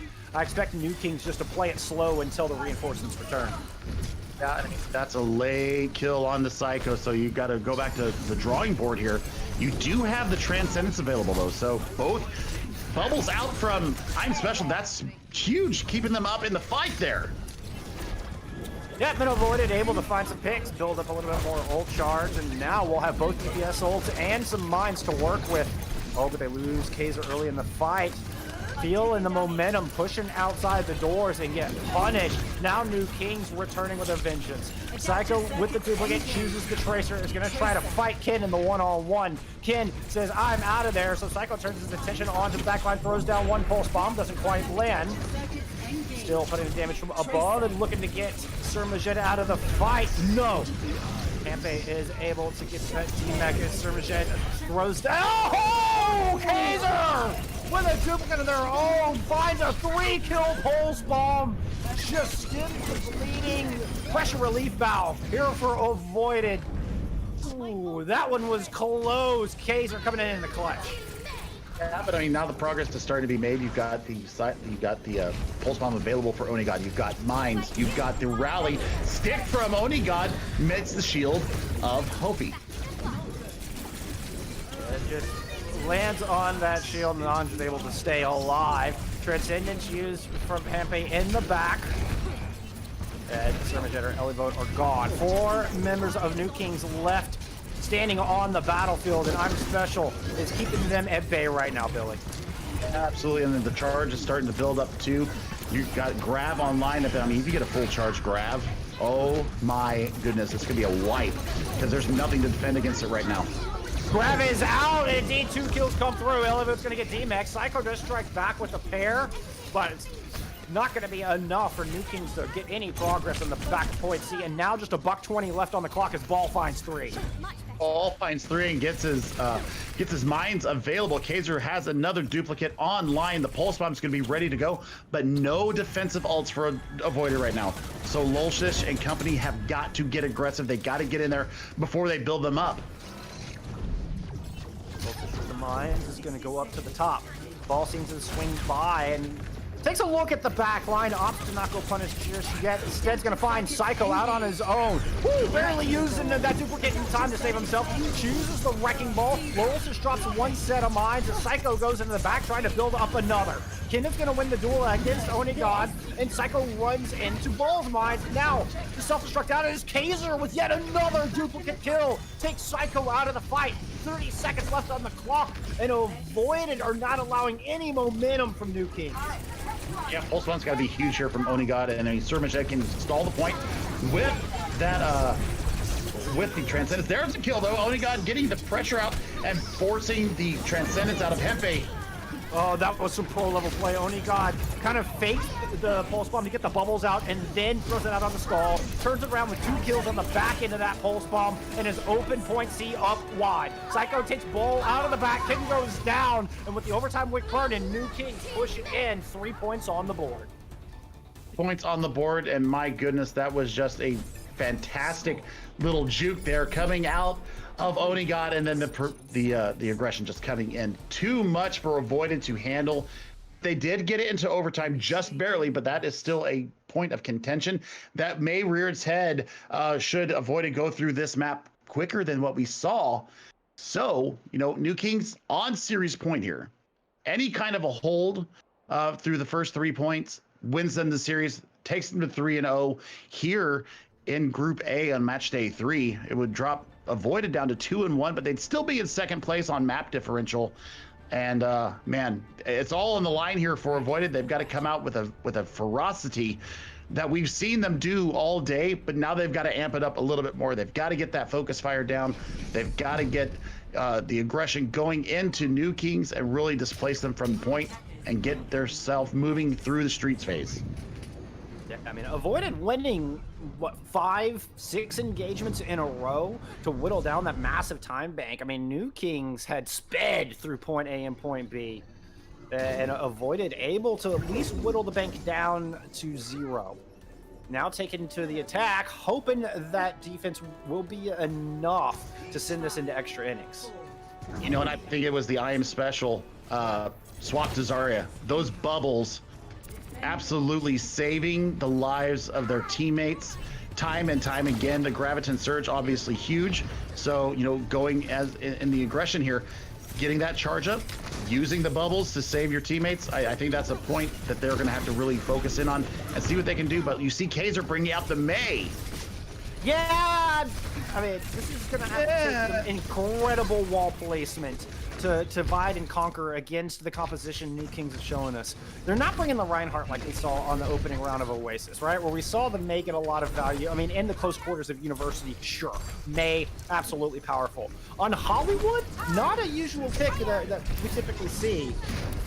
As Ball goes in, trying to disrupt that high ground. See if they can get value out of this May Tracer composition. Psycho already at 55%, and Onigod moving in the back, trying to burn down the Zen, but the protection is there. Ken and Onigod both back in spawn. No more Tracers on the battlefield. I'm Special, who is back on this Zarya and sitting at 85 charge. He's able to pick up one, put a lot of damage down into Ellie. He's going to get demacked. And Avoided just push on to the point. It took him a moment to do it, and I'm not sure how much value the May got personally, but they should be able to cap point in. Should be able to, and I think here the cap comes right now. Not anybody on the point, and that's a late stagger on the Lolsish. I know that he's running the ball, so he'll be able to get back to the fight quickly, but it's still long spawn for them to come back. So, you know, you've got Transcendence to deny damage coming in from the New Kings. You've got Blizzard to stop them in their tracks and really get a good push here. But look at New Kings. They get the high ground first. They're taking the space that they want. Ball's going to try and take them out of their comfort zone. And that's a wonderful entry pick for Ball. He's going to fall out, grab the Mega, and then push back up. And with these new elevators, I mean, like, Kaiser can get on that high ground and throw down a Blizzard if necessary, but Ball overextends a bit, overstays his welcome, and goes down. Transcendence out to try to protect the rest of the team. On Special moves up to the high ground. 99 charges, able to find 1 kill already. Blizzard comes out and takes Psycho out of that duplicate, but immediately goes up to the top. LE vote is DMAC. Psycho's trying to reclaim the high ground. All the while, this cart is rolling through Hollywood. They're doing it almost as fast as what Avoided or what Kings did. I mean, they could even have a faster time make if they don't, really take the hard reset and come back at this point as a full 6. Especially with that late kill on the Oni God. But New Kings are returning with a couple of defensive ultimates. We'll have Mines as both Mines and the Graviton Surge come out. Surge over to the door to block their exit. And that's going to be just enough for them to buy time to push the card in. Looks like they're there for New Kings. Yeah. I mean, they're getting hyper aggressive. Yeah, they're filling their oats right now. And Onigod's had enough of Ken and a 1v1, and he just ducks out. And oh my gosh, what a punch! Oh man, that makes me giggle. The Ken and Onigod, like in a little melee battle, they're just jabbing each other.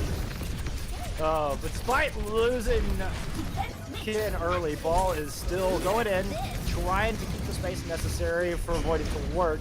Elivote's going to deny some of that with the self-destruct coming in. Lulsish and Onigod finding a pair of kills, and Avoided going to have to reset. Up, and I mean, looking at what we're seeing coming out from them, the Discord orb from Sir Majed is really starting to make its inroads into Avoided, especially with the closer confines here.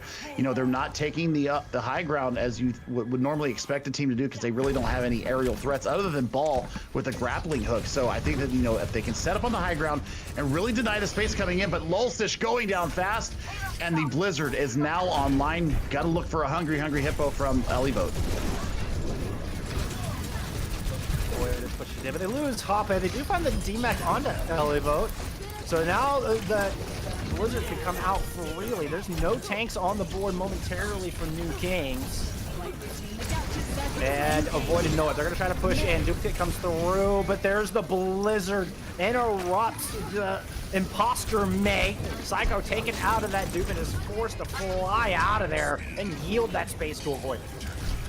3 minutes, 15 seconds, and the push is real coming from Avoided.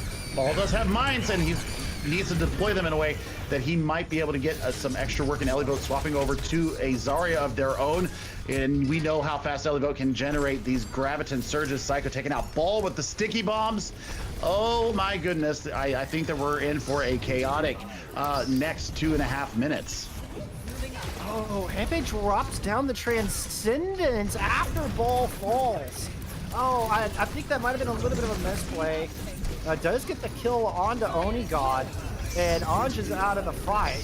So, Graviton Surge now coming through from I'm Special, but Avoided not able to find any kills on the back of that. Kaiser's gonna fall, and New Kings stabilizing. I think Hampe may want that Transcendence back, but there's still plenty of time left on the clock. Time indeed, but what we're looking for right now is Lulsish and Elivote to really deny the space that's being brought in by Avoided. You do see Anj and Hoppy battling in this Brigida department, trying to get the rally up. Seiko's been on to this duplicate for quite a little bit now, trying to get the focusing beam in onto gets with the right click. Yeah, Avoided was ready for that one, but New Kings will strike back and find a pair. And Ball's going to drop in and sacrifice himself on the point to the Hollywood gods. New Kings with tons of ultimates ready to go. Oh my goodness, they have so many tools at their disposal right now, and I think that you just wait for the aggression coming in from Avoided and use them and stack them in a way that just denies this card progress. I mean, looking what I want to see from Psycho right here. I want to see where they're going to go with this duplicate. Give me a rally to start things off for the defense. Elivote's grab comes out of the back of the point as Kaiser responds with the Blizzard, but the Blizzard not finding nearly enough value as Avoided would have hoped. New Kings pick up 3. Hampe's able to get 1, but Onigod and Psycho will take him down. And now just 60 seconds on the clock for Avoided to make something happen. They got one last chance at this, Billy. They've used most of their ultimates. This is gonna be a big Graviton Surge. Graviton Surge and Transcendence to hold you up through it. Psycho is going to have to get a duplicate onto something that's going to be able to deny space and, you know, generate a fast ultimate. So we need to see where they're going with it. 40 seconds and counting. You do have Surmashed's Transcendence online now, so that's going to be able to beef them up and keep them up. Oh, God. Oh, my goodness, Ball. Putting work in. Yeah, the New Kings winning that as quickly as they did and decisive as they did means they will have Transcendence to counter this Graviton Surge, and Avoided won't have the time to set it up perfectly. They're gonna have to use it fairly early in the fight to try to create an opening. Onigod trying to dive into the back, build up the rest of that pulse bomb. Psycho is going to duplicate a Tracer. Now there's a pair out there. Onigod does get the stick, finishes off Ball, while Psycho is looking to deal with Kaiser in the sky. Kaiser will take out that duplicate form. As Heavy throws down the Transcendence early. Vote able to pick Kaiser off, cannot survive despite the ultimate coming through from Hambe. Psycho burns down, I'm special. Graviton Surge is out, but there's nobody there to follow up. Mine's thrown over the top from Lolsish, just to deny the ingress, and Psycho takes down Ball. Avoided totally, this are dwindling, but there's only half a team left on this point. New Kings hanging on tight, they do lose one, as Psycho takes down another. New Kings hang on to complete the clean sweep, proving they deserve the top slot in Trials right now, moving to 3-0, not giving up a single map, a 9-2 map record on the week. I think New Kings were a little angry about dropping 2 maps yesterday, as Onigod returned to the team. We saw him make his debut on this team today, proved to be the difference maker, giving New Kings this 3-0 sweep. Still, once again, so close. So, I mean, it was a matter of meters once again. So 3-0 to New Kings over Avoided. Avoided go to 6-5 map differential. They're firmly in second place for sure. But, you know, we're going to take a quick little break and we'll be back with your interview right after these few messages.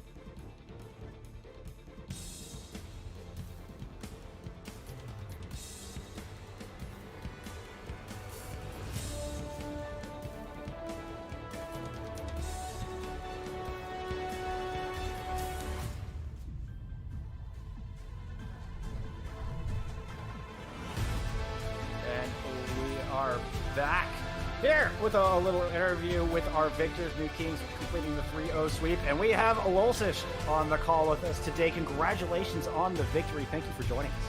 Thank you. I appreciate it.